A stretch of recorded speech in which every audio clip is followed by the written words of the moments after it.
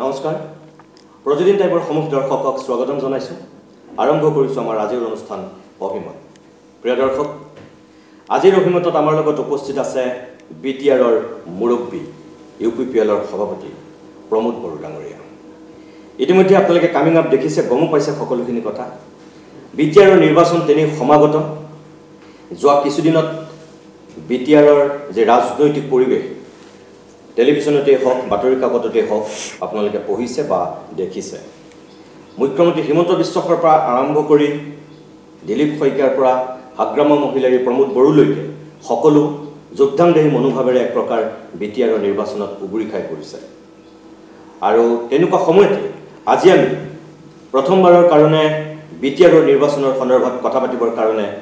অভিমতৰ অতিথি কৰিছো প্ৰমোদ বড়ো ডাঙৰীয়াক শেহতীয়া যেটো ৰাজনৈতিক পৰিৱেশ এই পৰিৱেশটোৰ সন্দৰ্ভতে তেখেতৰ পৰা কিছু কথা আমি জানিম আৰু আপোনালোককো জনাম প্ৰমোদ বড়ো ডাঙৰীয়া আপোনাক মই স্বাগতম জনাইছো আৰু বহুত বহুত ধন্যবাদ জনাইছো যে আপুনি ইমান ব্যস্ততাৰ মাজতো এখিনি সময় মোক দিছে প্ৰথম কথা হ'ল যে ইউপিপিএল গঠন হোৱাৰ পিছত চৰকাৰ গঠন কৰিলে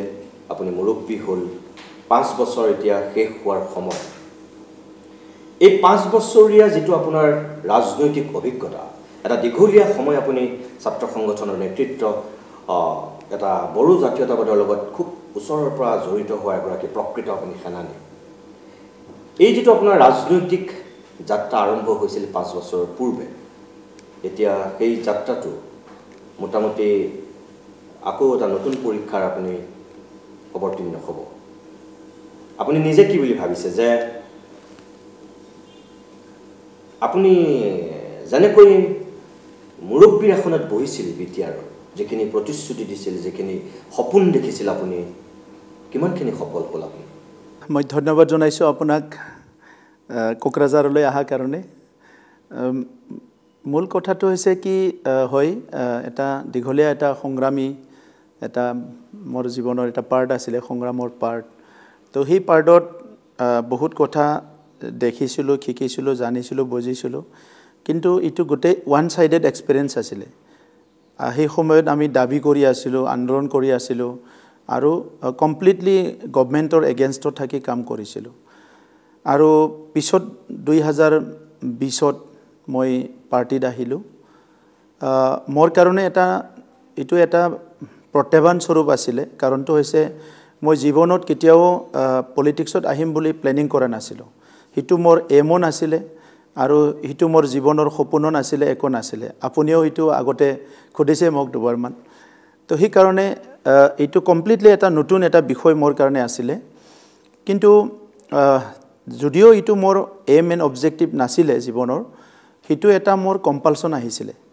যে এখন চুক্তি হৈ গল যেটো তৃতীয় বড়ো চুক্তি বুলি ক'লে এই চুক্তিটো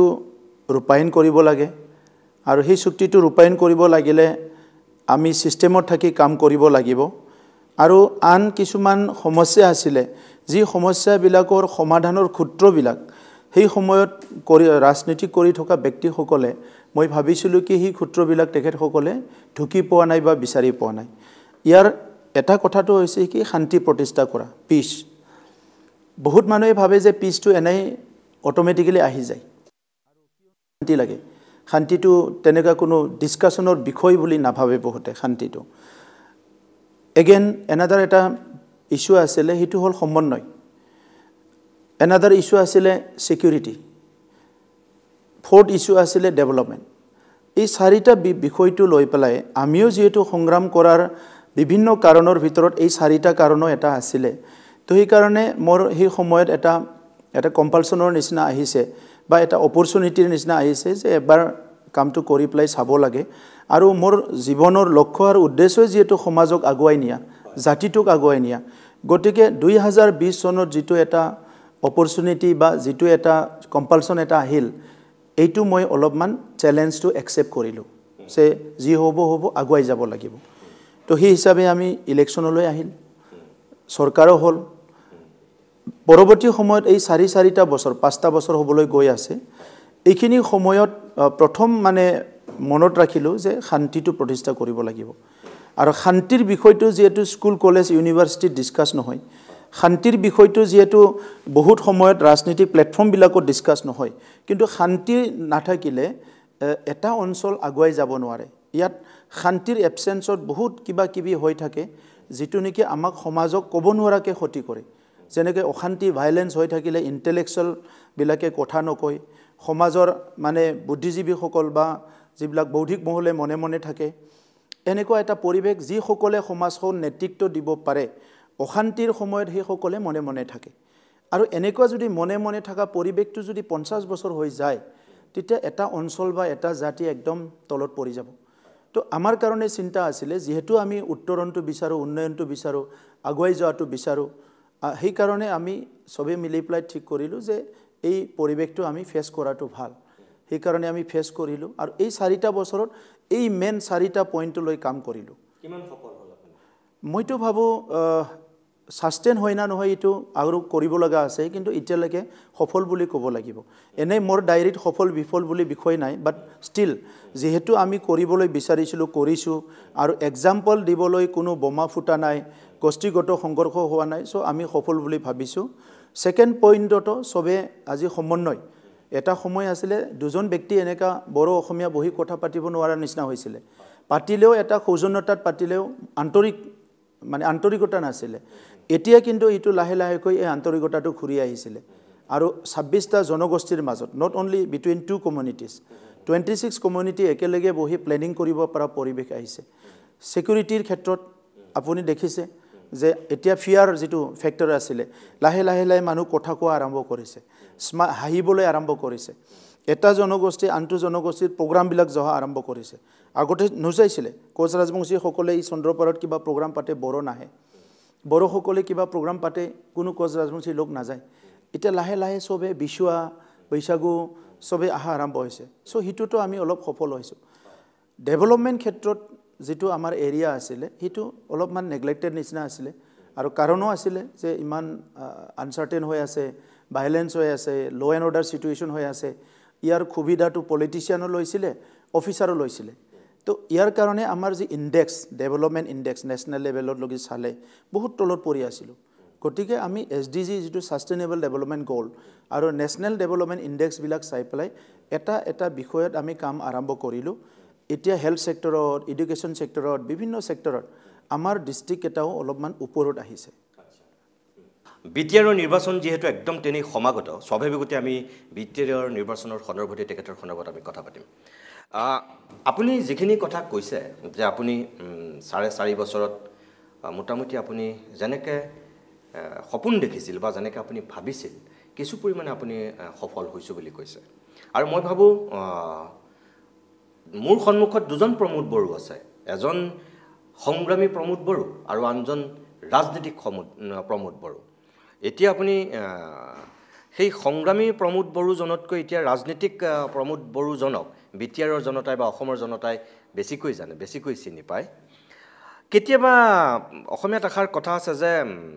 দূৰৰ পাহাৰ এনেও শুৱনি ওচৰলৈ গলেহে গম পোৱা যায় কিমান খলাবমা আছে আপুনি সংগ্ৰামী প্ৰমোদ বড়ো জনে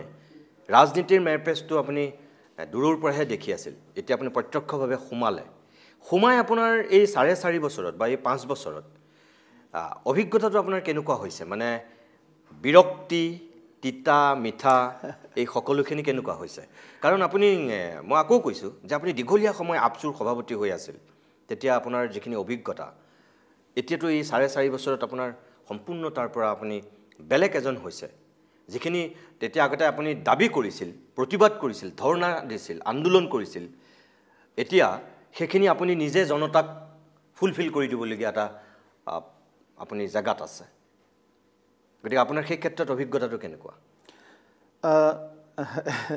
একদম সঁচা কথা মানে দূৰৰ পৰা দেখা আৰু নিজে কৰা বহুত ডিফাৰেন্স আছে মই ইয়াত এনেকা ভাবো যে ভাৰতবৰ্ষ 1947ত স্বাধীন হ'ল আৰু তাৰ পৰা আজি এইবাৰ আমি 79 আমাৰ স্বাধীনতা দিৱস আমি পালন কৰিলো উদযাপন কৰিলো এইখিনি সময়টো এনেকুৱা লাগিছে কি বহুত কম সময় নেকি ভাৰতৰ কাৰণে আৰু আমাৰ অঞ্চলবোৰে বড়োলেণ্ড হওক বা বিভিন্ন ৰিমোট এৰিয়া আছিল সেই অঞ্চলবিলাকে যদিও 1947 স্বাধীন হৈছে 1950 চনত ভাৰতৰ সংবিধান গৃহীত হৈছে 5 ইয়াৰ প্লেনিং আৰম্ভ হৈছে তথাপিতো বহুতখিনি দেশৰ পলিচিবিলাক ইমপ্লিমেন্ট কৰা সময়ত আমাৰ অঞ্চলবিলাকত বহুত লেটলি আহি পোৱা যেন লাগিছে আৰু সংবিধানিক অধিকাৰবিলাক দেশ এখন স্বাধীন হ'ল স্বাধীন হোৱাৰ লগে লগে দেশৰ চাৰিসীমাৰ ভিতৰত থকা প্ৰত্যেকজন নাগৰিকে স্বাধীন হ'ল স্বাধীন হোৱাৰ পিছতো সংবিধানিক অধিকাৰবিলাক বা দেশৰ যিবিলাক ওয়েলফেয়াৰ স্কিম আছিলে সেই আঁচনিবিলাক আমাৰ অঞ্চলবিলাকত আহি পাওঁতে বহুত হয়তো দেৰি হৈছে তো হয় আমি একসেপ্ট কৰাত দেৰি হৈছে বা তেখেতসকলে আহি পোৱাত দেৰি হৈছে ক'বাত নহয় ক'বাত অলপমান খেলিমেলিটো আছিলে মানে তো সেইকাৰণে আজিলৈকে তেনেকুৱা বহুতখিনি কাম আছে যি কামবিলাক কৰা হোৱা নাই এই কামবিলাক ধৰি লওক এক্সাম্পল ৰাস্তা বনাই আছে আজি বনোৱা নাই 1950 চনৰ পৰা ৰাস্তা বনাই আছে ৰাস্তা বনোৱা শেষ হোৱা নাই ব্ৰিজ বনাই আছে ব্ৰিজ বনোৱা শেষ হোৱা নাই স্কুল নিৰ্মাণ কৰি আছে আজিলৈকে আমাক বহুত স্কুল লাগে আৰু কলেজ লাগে একদম ইনফ্ৰাষ্ট্ৰাকচাৰ কথাটো ক'লে সেকেন্ড কথাটো যদি আমি মানুহৰ কথা কওঁ মানুহটোতো সব একে মানুহ আপুনি নীতিমণি শইকীয়া মই প্ৰমোদ বড়ো আপোনাৰো এস্পিৰেশ্যন আছে মোৰো এস্পিৰেশ্যন আছে আপোনাৰো আত্মসন্মান আছে মোৰো আত্মসন্মান আছে হয়তো আপোনাৰ জনগোষ্ঠীটো আমাতকৈ একখোজ আগত আছে আগত মানে আপুনি শিক্ষা দীক্ষা অলপ আগতে গ্ৰহণ কৰিলে আমি অলপ পিছত গ্ৰহণ কৰিলোঁ তাত এটা ডিফাৰেন্স আছে এই ডিফাৰেন্সটো আজিলৈকে কমপ্লিট কৰিব পৰা নাই ভাৰতবৰ্ষত সেইকাৰণে আপুনি শিক্ষাৰ হাৰটো চালে পাব ক'বাত 90 লৈকে গ'ল ক'বাত এতিয়াও 65 হৈ আছে ইকনমিকটো চাওক আপুনি কোনবা এখন ৰাজ্যত মানে জিডিপিটো বহুত ওপৰত কোনবা এটা অঞ্চল ৰাজ্যত বহুত কম এই ৰাজ্যৰ ভিতৰতে কোনবা এটা ডিস্ট্ৰিক্টটো আৰু কম এনেকুৱাই বিভিন্ন জনগোষ্ঠীবিলাকে আত্মা নিয়ন্ত্ৰণৰ কথা কৈছে আত্মৰক্ষাৰ কথা কৈছে আত্মসন্মানৰ কথা কৈছে ভাষা সংস্কৃতি যিবিলাক নিজৰ ওন কিছুমান ভ্যালুজ আছে এইবিলাক ৰক্ষণাবেক্ষণ আজিলৈকে হোৱা নাই বুলি কৈছে সো এই গোটেই প্ৰবলেমটো যেতিয়া মই ইয়াত বহিলো আমাৰ তাত 26টা জনগোষ্ঠী আছে ইয়াৰ আগত বিচাৰা নাছিলে কিমান জনগোষ্ঠী আছে এনে কৈছিলে আৰু বহুত আছে আমি মানে উলালো যে 26টা জনগোষ্ঠী আছে 26টা জনগোষ্ঠীৰ লগত মই নিজে ইন্টাৰেকশন কৰিলো সবৰো নিড বিলাক সবৰো এস্পিৰেশনস বিলাক বেলেগ বেলেগ সবৰো গ্ৰেভেন্সেস বিলাক সমস্যা বিলাক বেলেগ বেলেগ তো এই গোটেই সমস্যা বিলাকৰ ভিতৰত দুটা মানে মই ক্লাসিফিকেশন কৰিব পাৰো এটা সমস্যা আছে যেটো টকা পয়সা না লাগে সৰকাৰে সমাধান কৰিব পাৰে কোনো ফান্ডৰ দৰকাৰ নাই এটা সমস্যা আছে ফান্ড লাগে আৰু যেটো ফান্ডৰ দৰকাৰ নাই তাত আমাৰ দেশৰ পলিসি মেকাৰ বিলাকে এই কথাটো এই ক্লাসিফিকেশনটো কৰিব পাৰিব লাগিব আৰু তেখেত সকলক সময় দিব লাগিব আমাৰ ইয়াত সূত্ৰধৰ বুলি এটা জনগোষ্ঠী আছে হয় জানো মই আগৰ সময়ত কিমান মুখ্যমন্ত্ৰী বিলাকে কথা পাতিছিলে তেখেত সকলৰ লগত মই নাজানো আগৰ সময় বিলাকত এই 70 বছৰত আমাৰ ইয়াত জলা বুলি জনগোষ্ঠী এটা আছে হাজং জনগোষ্ঠী আছে মদাহী জনগোষ্ঠী আছে সো এনেকা সৰু সৰু জনগোষ্ঠী বহুত আছে বাট ষ্টিল ইহো একেট সকলো এটা জনগোষ্ঠী হয় আৰু তেখেত সকলো জনগোষ্ঠী হিচাপে জীয়াই থাকিব বিচাৰে তো এই কথাবিলাক বহুত এড্ৰেছ কৰা নাই এতিয়ালৈকে ভাৰতত 22টা ভাষাটোকে শেডিউল ল্যাঙ্গুৱেজ কৰা হৈছে আৰু 1600 ভাষা আছে যেটো শেডিউল কৰা হোৱা নাই কিন্তু এইখিনিও ভাৰতীয় ভাষা তো এই ভাৰতীয় ভাষাখিনি আমি শেষ হ'বলৈ দিম না আমি জীয়াই ৰাখিম জীয়াই ৰাখিব লাগিলেতো কিবা এটা পলিসি কৰিব লাগিব তেখেত সকলোক আপুনি পলিটিক্যাল পেট্ৰনাইজেশন বা গভৰ্নমেন্ট স্কিম বিলাক হেইবিলাকটো যাব লাগিব আমাৰ ইয়াতে 18টা ভাষা আছে অসমত হয়তো 3-4টা ভাষাই শেডিউল ল্যাঙ্গুৱেজ অসমীয়া ভাষা বড়ো ভাষা বঙালী ভাষা হিন্দী ইংলিশ এই ল্যাঙ্গুৱেজ বিলাক অসমৰ শেডিউল ল্যাঙ্গুৱেজ বাকিখিনিটো কয় মিচিং ভাষা কয় কাৰ্বি ভাষা কয় ইমান সুন্দৰ ভাষা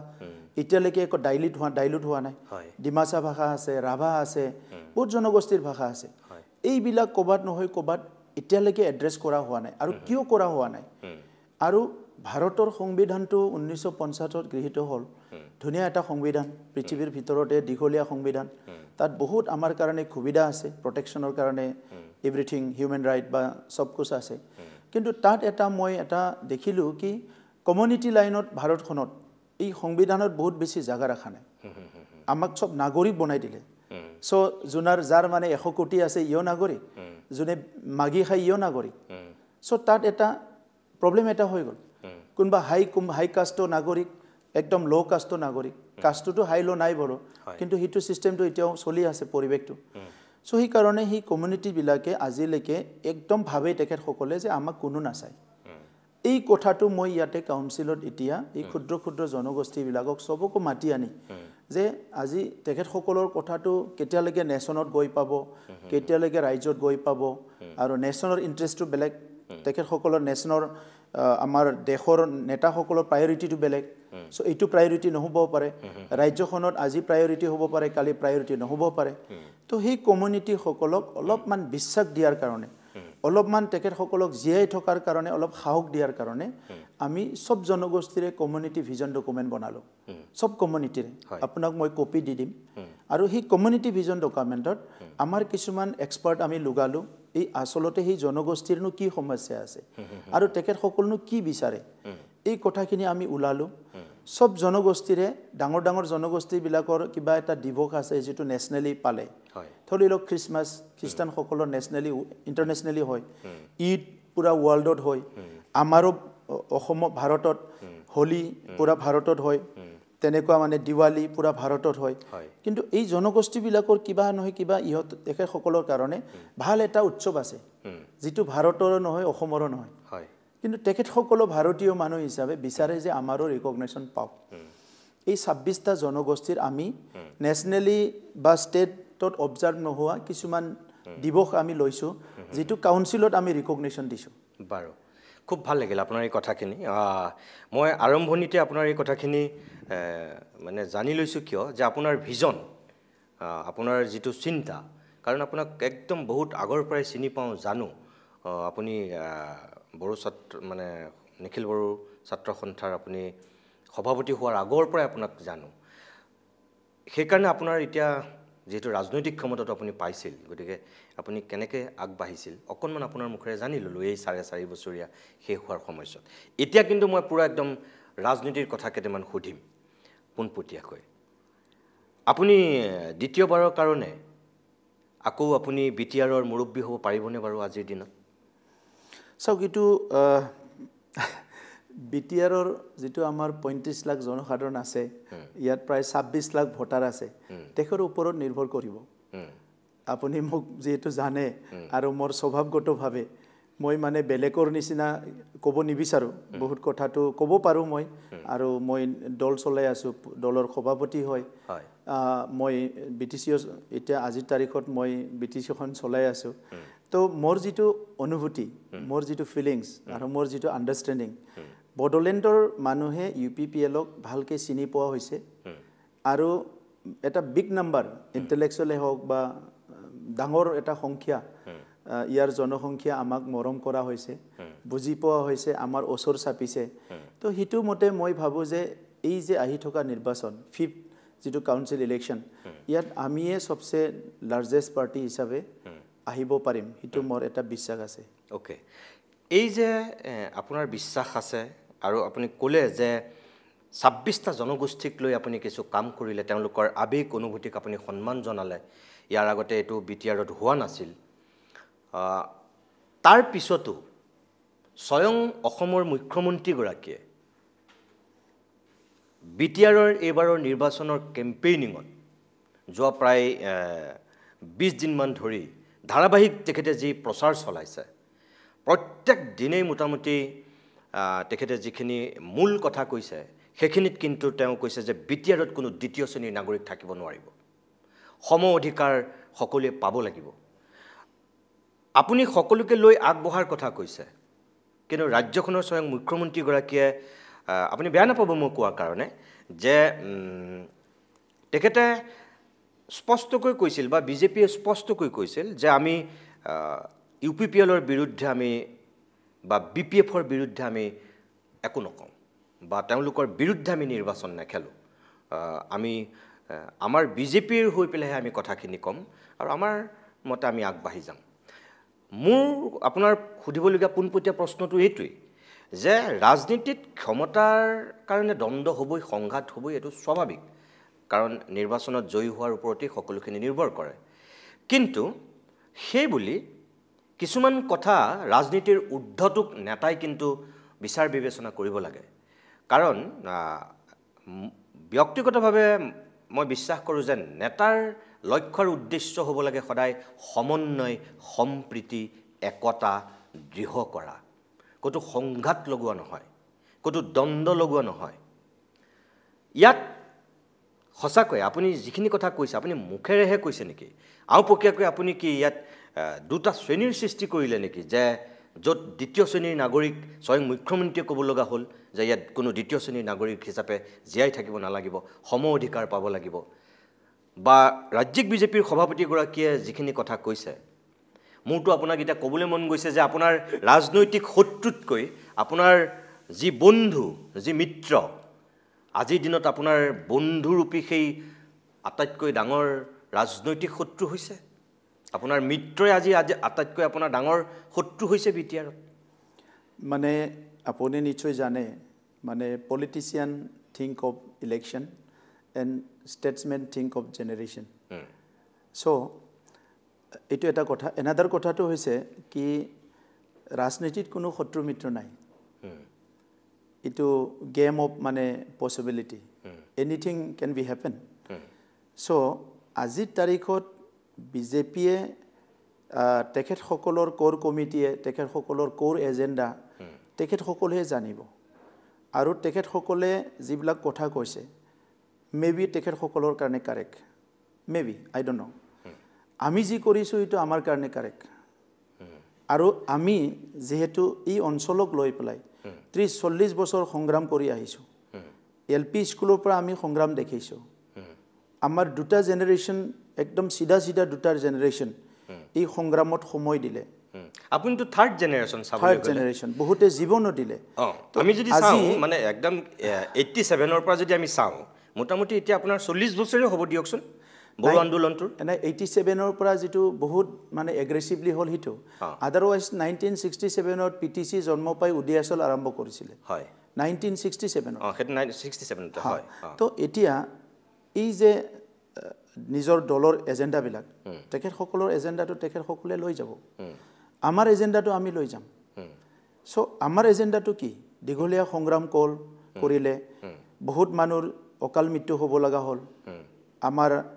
ওমেন্স বিলাক ভিকটিম হ'ল চিলড্ৰেনছ বিলাক ভিকটিম হ'ল বহুত কষ্ট কৰি খাসি থোৱা ধন সম্পত্তি জ্বলি গ'ল ইয়াৰ পিছত আমি আহিলো সো আজিৰ তাৰিখত আমি যতে নবও কিয় যতে নাথাকো কিয় ইটো ৰাজনৈতিক কুৰ্সিতে বহক সৰকাৰ চলোৱা কুৰ্সিতে বহক সামাজিক কবাতে বহক বহুত কথা আমি ক'ব নোৱাৰো গতিকে আমি 10টা জেনেৰেশ্যন একে পথতে যদি যাব লাগে বা 5টা জেনেৰেশ্যন একে পথতে যদি যাব লাগে এই অঞ্চলত না শিক্ষা দীক্ষা না সমাজ একো নাথাকিব এতিয়া আমি সিৰিয়াৰ কথা পাতো বেলেগ বেলেগ ৰাজ্য সোমালিয়াৰ কথা পাতো আফ্ৰিকাৰ কিছুমান কান্ট্ৰি বিলাক কংগো ৰুৱাণ্ডা বিলাকৰ কথা পাতো সো আজি এই অৱস্থা বিলাক বহুত বেয়া আমি তেনেকৈ হ'ব বিচৰা নাই এই কাৰণে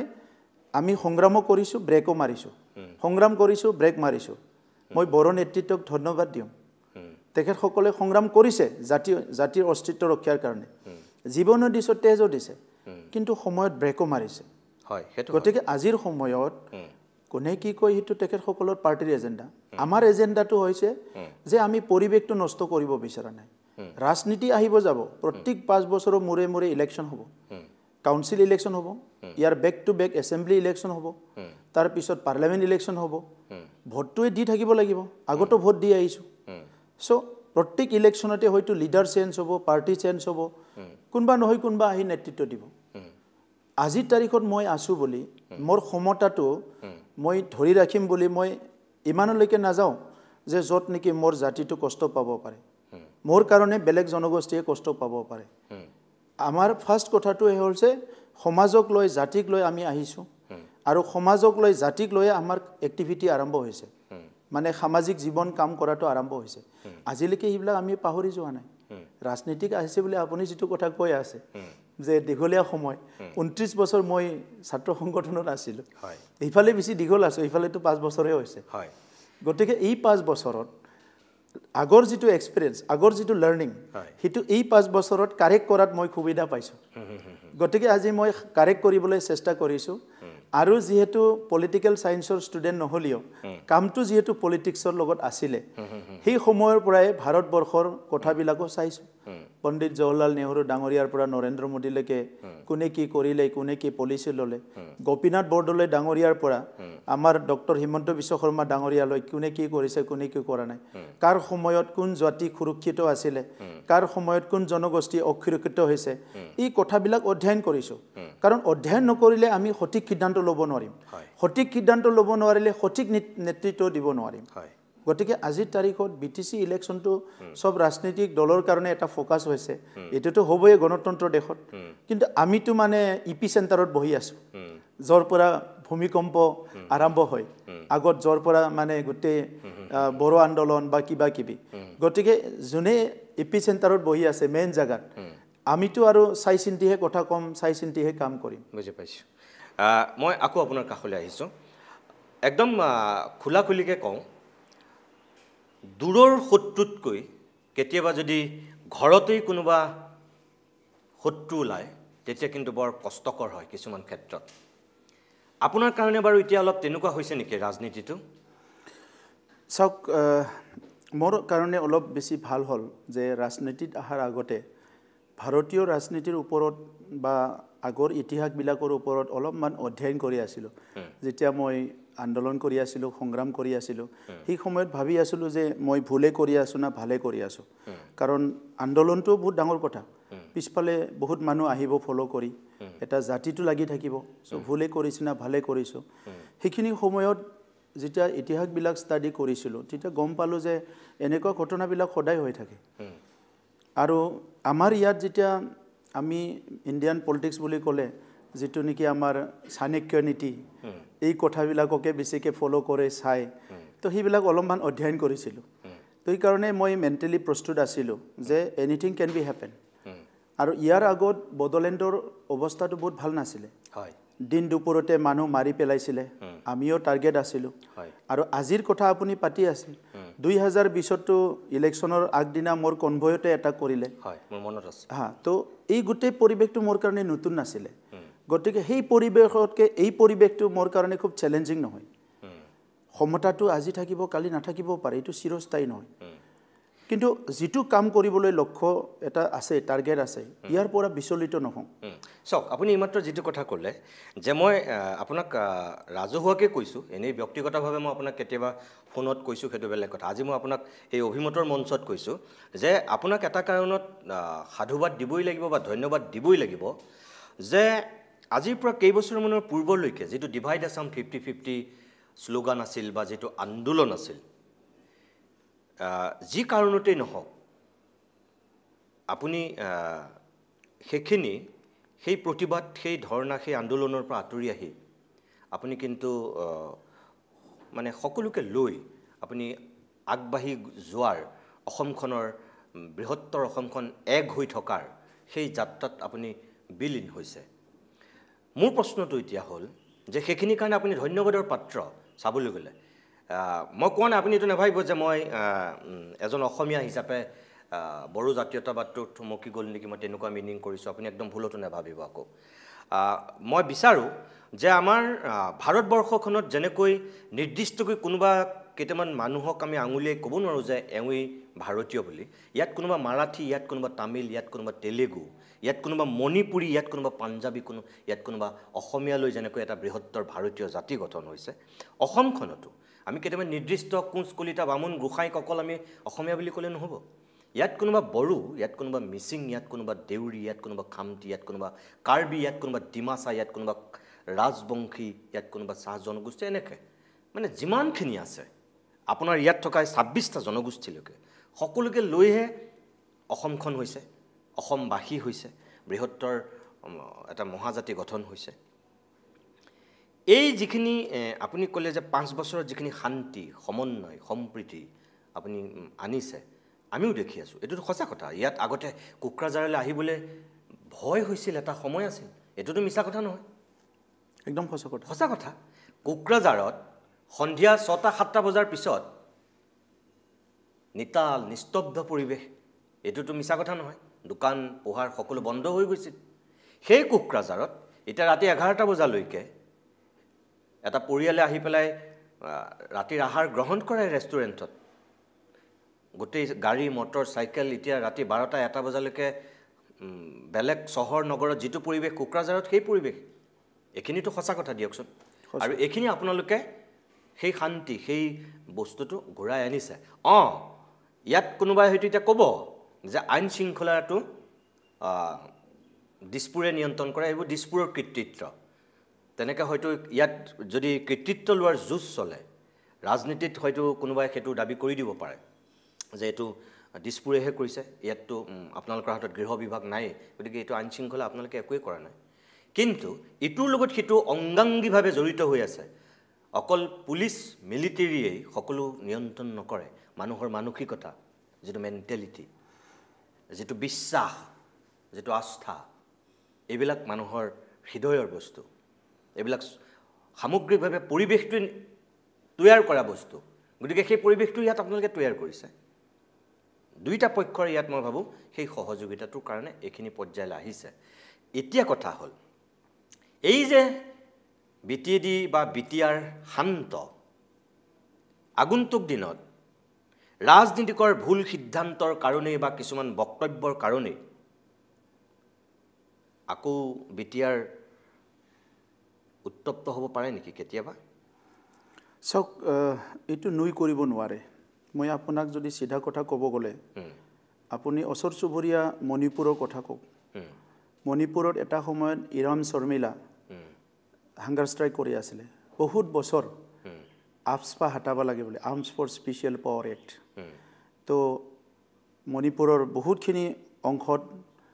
আৰ্মছ ফৰ স্পেচিয়েল পাৱাৰ এক্টটো হাতি গ'ল মণিপুৰত শান্তি আহি গ'ল প্ৰায় 12 বছৰমান একজেক্টলি মই হিচাপ কৰা নাইছোঁ বাট 12-15 বছৰ আমি যিটো জানো অনুমান কৰোঁ ইমানেই শান্তি হৈ গ'ল আকৌ মণিপুৰ এতিয়া উত্তপ্ত হৈ গ'ল জ্বলি গ'ল আৰু আগতকৈ এইবাৰৰ ভাইলেন্সটো কম নহয় একদম এইবাৰৰ ভাইলেন্সটো বহুত ব্ৰুটেলি হৈছে তো ইয়াত মানে মই কোনোবা এজন ব্যক্তিক বা কোনোবা এটা দলক বা কাকবা মই ব্লেম কৰি ক'ব বিচৰা নাই হিউমেন চিভিলাইজেশ্যনটো যেনেকৈ আগুৱাই যায় সময়ে সময়ে যিবিলাক প্ৰত্যাহ্বান আহে আৰু তাত থকা পপুলেশ্যনে কি কথা ভাবে বা কি নিৰ্ণয় লয় ইয়াৰ ওপৰতো কথাবিলাক ডিপেণ্ড কৰে আজি বড়োলেণ্ডত বসবাস কৰা মানুহবিলাকৰ ওপৰত বড়োলেণ্ডৰ শান্তি অশান্তিটো নিশ্চয় নিৰ্ভৰ কৰিব আজি মিডিল ইণ্ডিয়াত আপুনি নক্সালাইট চলি আছে তাত কংগ্ৰেছ চৰকাৰৰ দিনতো বহুত ডাঙৰ ডাঙৰ মানে এনকাউণ্টাৰ হৈ গ'ল 80জন 100জন মানুহ মৰিছিলে আজিও বিজেপি চৰকাৰৰ দিনতো অলপ চলপ হৈ আছে এতিয়া এইকেইদিনত চৰকাৰে অলপ বেছিকৈ দমন কৰিছে চ' এতিয়ালৈকে কিন্তু শেষ হৈ যোৱা নাই প্ৰায় 8টা-10টা ৰাজ্যত নক্সালাইটবিলাক চলি আছে তো এই অঞ্চলবিলাক মই নক্সাল মুভমেণ্টটো নকওঁ বাৰু এইটো বেলেগ আইডিঅলজি কিন্তু উত্তৰ পূৰ্বাঞ্চলত এতিয়া গোটেই মণিপুৰত পৰিৱেশটো নাগালেণ্ডত আজি তেখেতসকলে চিজফায়াৰত আছে আলোচনা কৰি আছে নেভাৰ ন'জ কালি কি হ'ব পৰহি কি হ'ব কাৰণ তাত বহুত অস্ত্ৰ আছে বড়োলেণ্ডত এইটোৱে আমাৰ এটা চিন্তা আছিলে যে এটা সময়ত বেআইনী অস্ত্ৰমুক্ত এটা সমাজ গঢ়িব লাগে বুলি আমি সিদ্ধান্ত লৈছিলোঁ এইটো ভাৰত চৰকাৰ বা অসম চৰকাৰে লোৱা নাছিলে 2009ত মই নিখিল বড়ো ছাত্ৰ সন্থাত আছিলোঁ নিখিল বড়ো ছাত্ৰ সন্থা আৰু কিছুমান বুদ্ধিজীৱী সঘনে ইয়াৰ ওপৰত ব্ৰেইন ষ্ট্ৰমিং হৈছিলে যে বড়ো জনগোষ্ঠী কোনফালে গতি কৰি আছে যদি ভাৰত চৰকাৰে একো নকৰে অসম চৰকাৰে একো নকৰে আমি যদি এনেকৈ যাই থাকোঁ এটা সময়ত আমাৰো বহুত ক্ষতি নহ'বনে এই কথাবিলাক বহুত আলোচনা হৈছিলে আৰু 2009 চনত এটা সিদ্ধান্ত হ'ল যে বড়ো ভূমিৰ পৰা বেলেগ সশস্ত্ৰ সংগ্ৰামীবিলাক কি কৰে নাজানো কিন্তু বড়ো জনগোষ্ঠীৰ পৰা বেআইনী অস্ত্ৰটো আমি লাহে লাহে ৰিমুভ কৰিব লাগিব যদি একেলগে 50 বছৰ একেলগে 100 বছৰ যদি অস্ত্ৰৰ এটা জনজননী যদি অস্ত্ৰৰ প্ৰচলন হৈ থাকে সেইটো পিছত গৈ পেলাই এটা আৰ্মছ কালচাৰত ডেভেলপ হ'ব আৰু মানসিকতাৰ যিটো কথা কৈছে আপুনি এনেকা এটা জেনেৰেশ্যন ওলাই যাব পাৰে যোনে নেকি এনি টাইম আৰ্মছ লৈ ভাল পায় তেতিয়া মানে ক'ৰবাত ৱাইন শ্বপত মদ নাপালেও গুলি মাৰিব ক'ৰবাত মানে লটাৰী খেলাটো যাই গুলি মাৰিব ৰেল ষ্টেচনতো গুলি মাৰিব চ' এই কালচাৰটো আমি ভয় কৰিছিলোঁ আৰু এনেকুৱা হ'লে বড়ো জনগোষ্ঠীৰ বৌদ্ধিক মহল বড়ো জনগোষ্ঠীৰ যিবিলাক দূৰদৰ্শী মানুহবিলাক যোনে নেকি বুদ্ধিজীৱী পেলোৱা কয় সেইসকলেতো আৰু হাত পেৰ নাচালাই মানে কি কয় বন্দুক লাঠি নলয় কিন্তু সেইসকলেহে সমাজৰ দিশ নিৰ্ধাৰণ কৰে আৰু এই মানুহবিলাক যেতিয়া অস্ত্ৰৰ প্ৰচলন হৈ থাকে সেই মানুহবিলাকৰ মুখ বন্ধ হৈ যায় বড়ো জনগোষ্ঠীটো তেখেতে হৈছে তেনেকুৱা হৈছে বহুত নেতাবিলাকক হত্যা কৰা হৈছে সাহিত্য সভাৰ নেতা পৰ্যন্ত হত্যা কৰা হৈছে গতিকে বন্দুক লৈ আমাৰ যিমান লাভ হৈছে সমান লছটো হৈছে তো এই কথাটো এনালাইসিস কৰি 2009 চনত আমি সিদ্ধান্ত লৈছিলোঁ যে বড়ো জনগোষ্ঠীৰ পৰা অন্তত বেআইনী অস্ত্ৰটো দূৰ কৰিব লাগে 2009 ৰ পৰা 2020 লৈকে বহুত কেম্পিং বহুত আলোচনা বিলোচনা কৰা হ'ল 2020 ৰ আগত ভাৰত চৰকাৰৰ যিবিলাক পলিচি হেতু আমি বহুত চেষ্টা কৰিলো যে এটো আইবিৰ পৰা আদি কৰি সবৰ লগতো কথা পাতিলো যে চুক্তিটো কৰিব লাগে অসমৰ তেতিয়া অসম চৰকাৰ বিজেপি চৰকাৰ হয় সৰ্বানন্দ সোণোৱাল ডাঙৰীয়া চিফ মিনিষ্টাৰ তেখেতৰ লগতো কথা পাতিলো আজিৰ মুখ্যমন্ত্ৰী ডাঙৰীয়া চিফ মিনিষ্টাৰ নাছিলে তেখেতৰ লগতো কথা পাতিলো তেনেকা কথা পাতি আমাৰ সংগ্ৰামী সকলৰ লগতো এগ্ৰিমেন্ট কৰিলো কথা পাতি যে এটা পইণ্টত আহিলো যে আমি ফিনিশিংত আনিব লাগে সেই কাৰণে শান্তি চুক্তি হ'ল কিন্তু সাস্টেইন কৰাটো আপোনাৰ প্ৰশ্নটো হ'ল সাস্টেইন কৰিব নে নাই একদম সাস্টেইন কৰাটো আজিৰ পলিটিক্যাল লিডাৰ আজিৰ সোশ্যাল লিডাৰ আজিৰ গভৰ্নমেন্ট ইয়াৰ ওপৰত নিৰ্ভৰ কৰিব কাৰণ 50 বছৰে এটা ঘাও 50 বছৰে এটা বেমাৰ 5 বছৰত শেষ হৈ নাযায় চেষ্টা কৰিছে বহুত চেষ্টা কৰিছে মই ধন্যবাদ দিব লাগিব সব স্টেক হোল্ডাৰে চেষ্টা কৰিছে কি আমি শান্তিটো কন্টিনিউ কৰিব লাগে পিছটো কন্টিনিউ কৰক আৰু এই কথাটোকে আমি মনত পেলাবলৈ বা এই কথাটো পাহৰি পেলাবলৈ আমি বহুত প্ৰগ্ৰাম পাতিছো আজি ডুৰান কাপ ফুটবল চলি আছে আগতো হোৱাই নাছিলে ইটো প্ৰায় 24 কান্ট্ৰীত চাই এছিয়াৰ সবচে ওল্ডেষ্ট ডুৰান কাপ অলপ আমাৰ ফান গৈছে কিন্তু আমি এটো কৰি আছো আমি ইয়াত লিড ফেষ্টিভেল কৰিছো গোটেই বিশ্বৰ মানুহ আমাৰ লিটাৰেচাৰ ফেষ্টিভেলত আহে বেছি প্ৰচাৰ নাপায় কাৰণে হয়তো গুৱাহাটীত বহুতে নাজানে আমাৰ লিড ফেষ্টিভেলত বহুত মানুহ আহে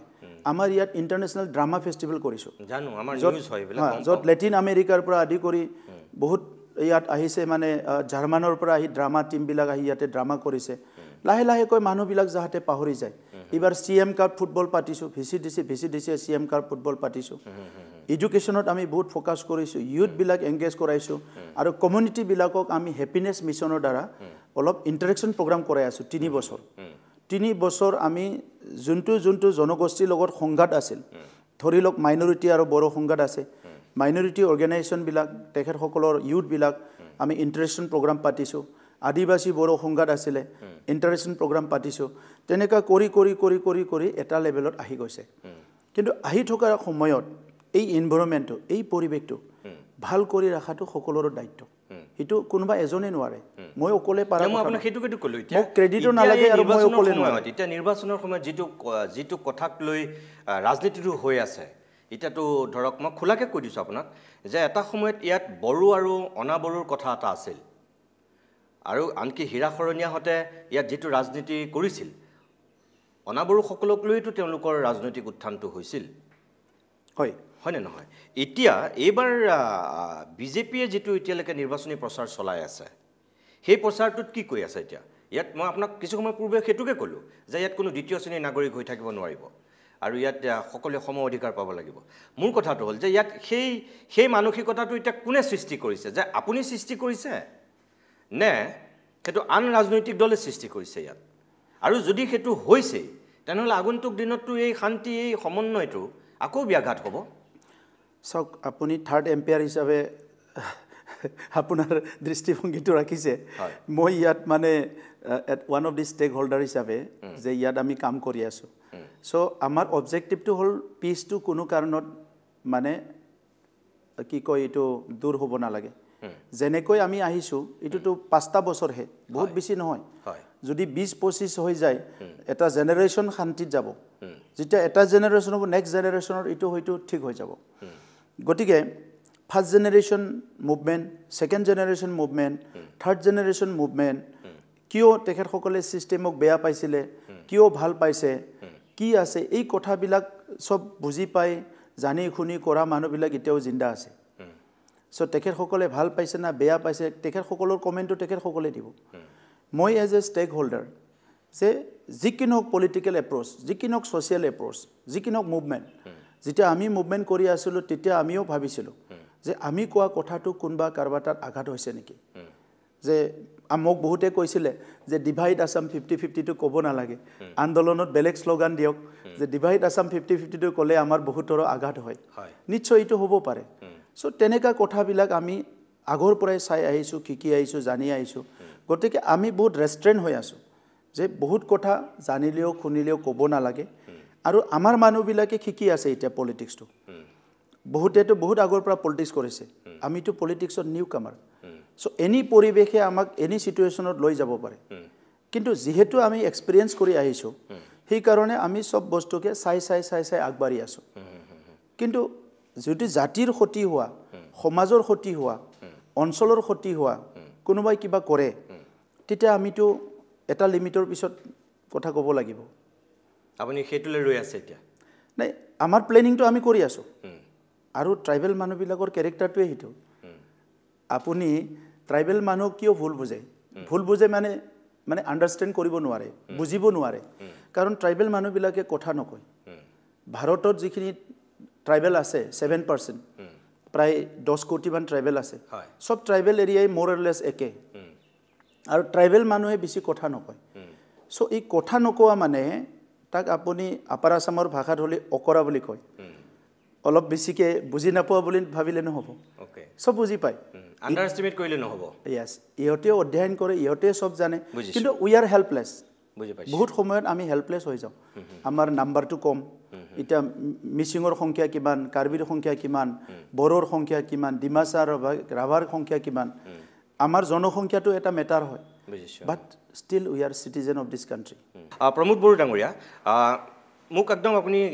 খুব চমুকে কিছু উত্তৰ দিব লাগিব এতিয়া আজিৰ দিনত আপোনাৰ কাৰণে প্ৰধান প্ৰতিদ্বন্দ্বী BPF নে বিজেপি চাওক ৰাজনৈতিক অহাৰ লগে লগে প্ৰতিদ্বন্দ্বী থাকিবই কিন্তু আমি UPPL হিচাপে আমি ইয়াত আকৌ প্ৰতিদ্বন্দ্বী হিচাপে লোৱা নাই একদম ফোকাস 40টা সমষ্টি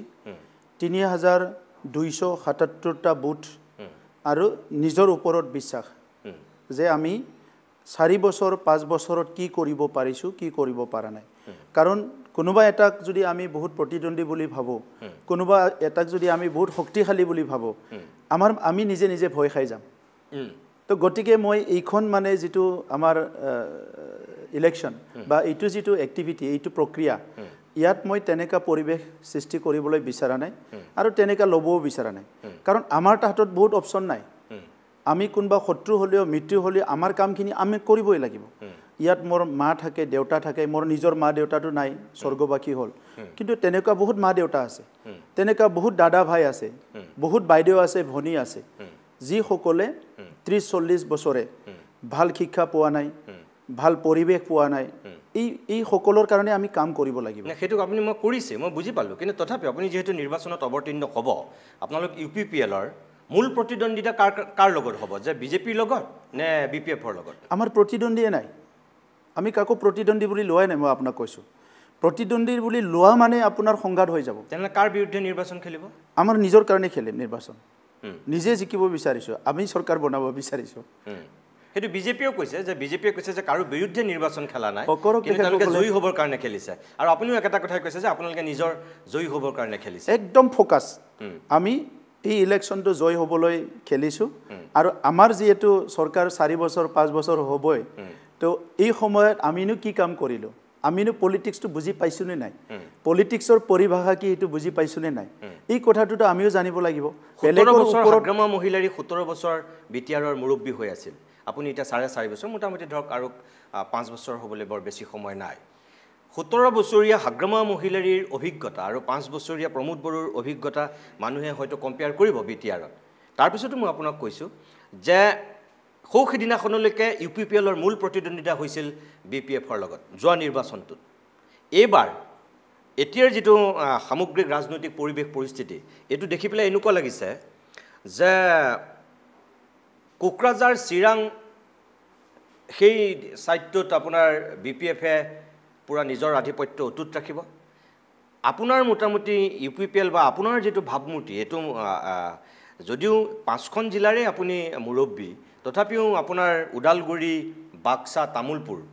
সেই অঞ্চলটোত আপোনাৰ এটা বেলেগ ধৰণৰ প্ৰভাৱ বা UPPLৰ এটা আধিপত্য আছিল বিজেপিয়ে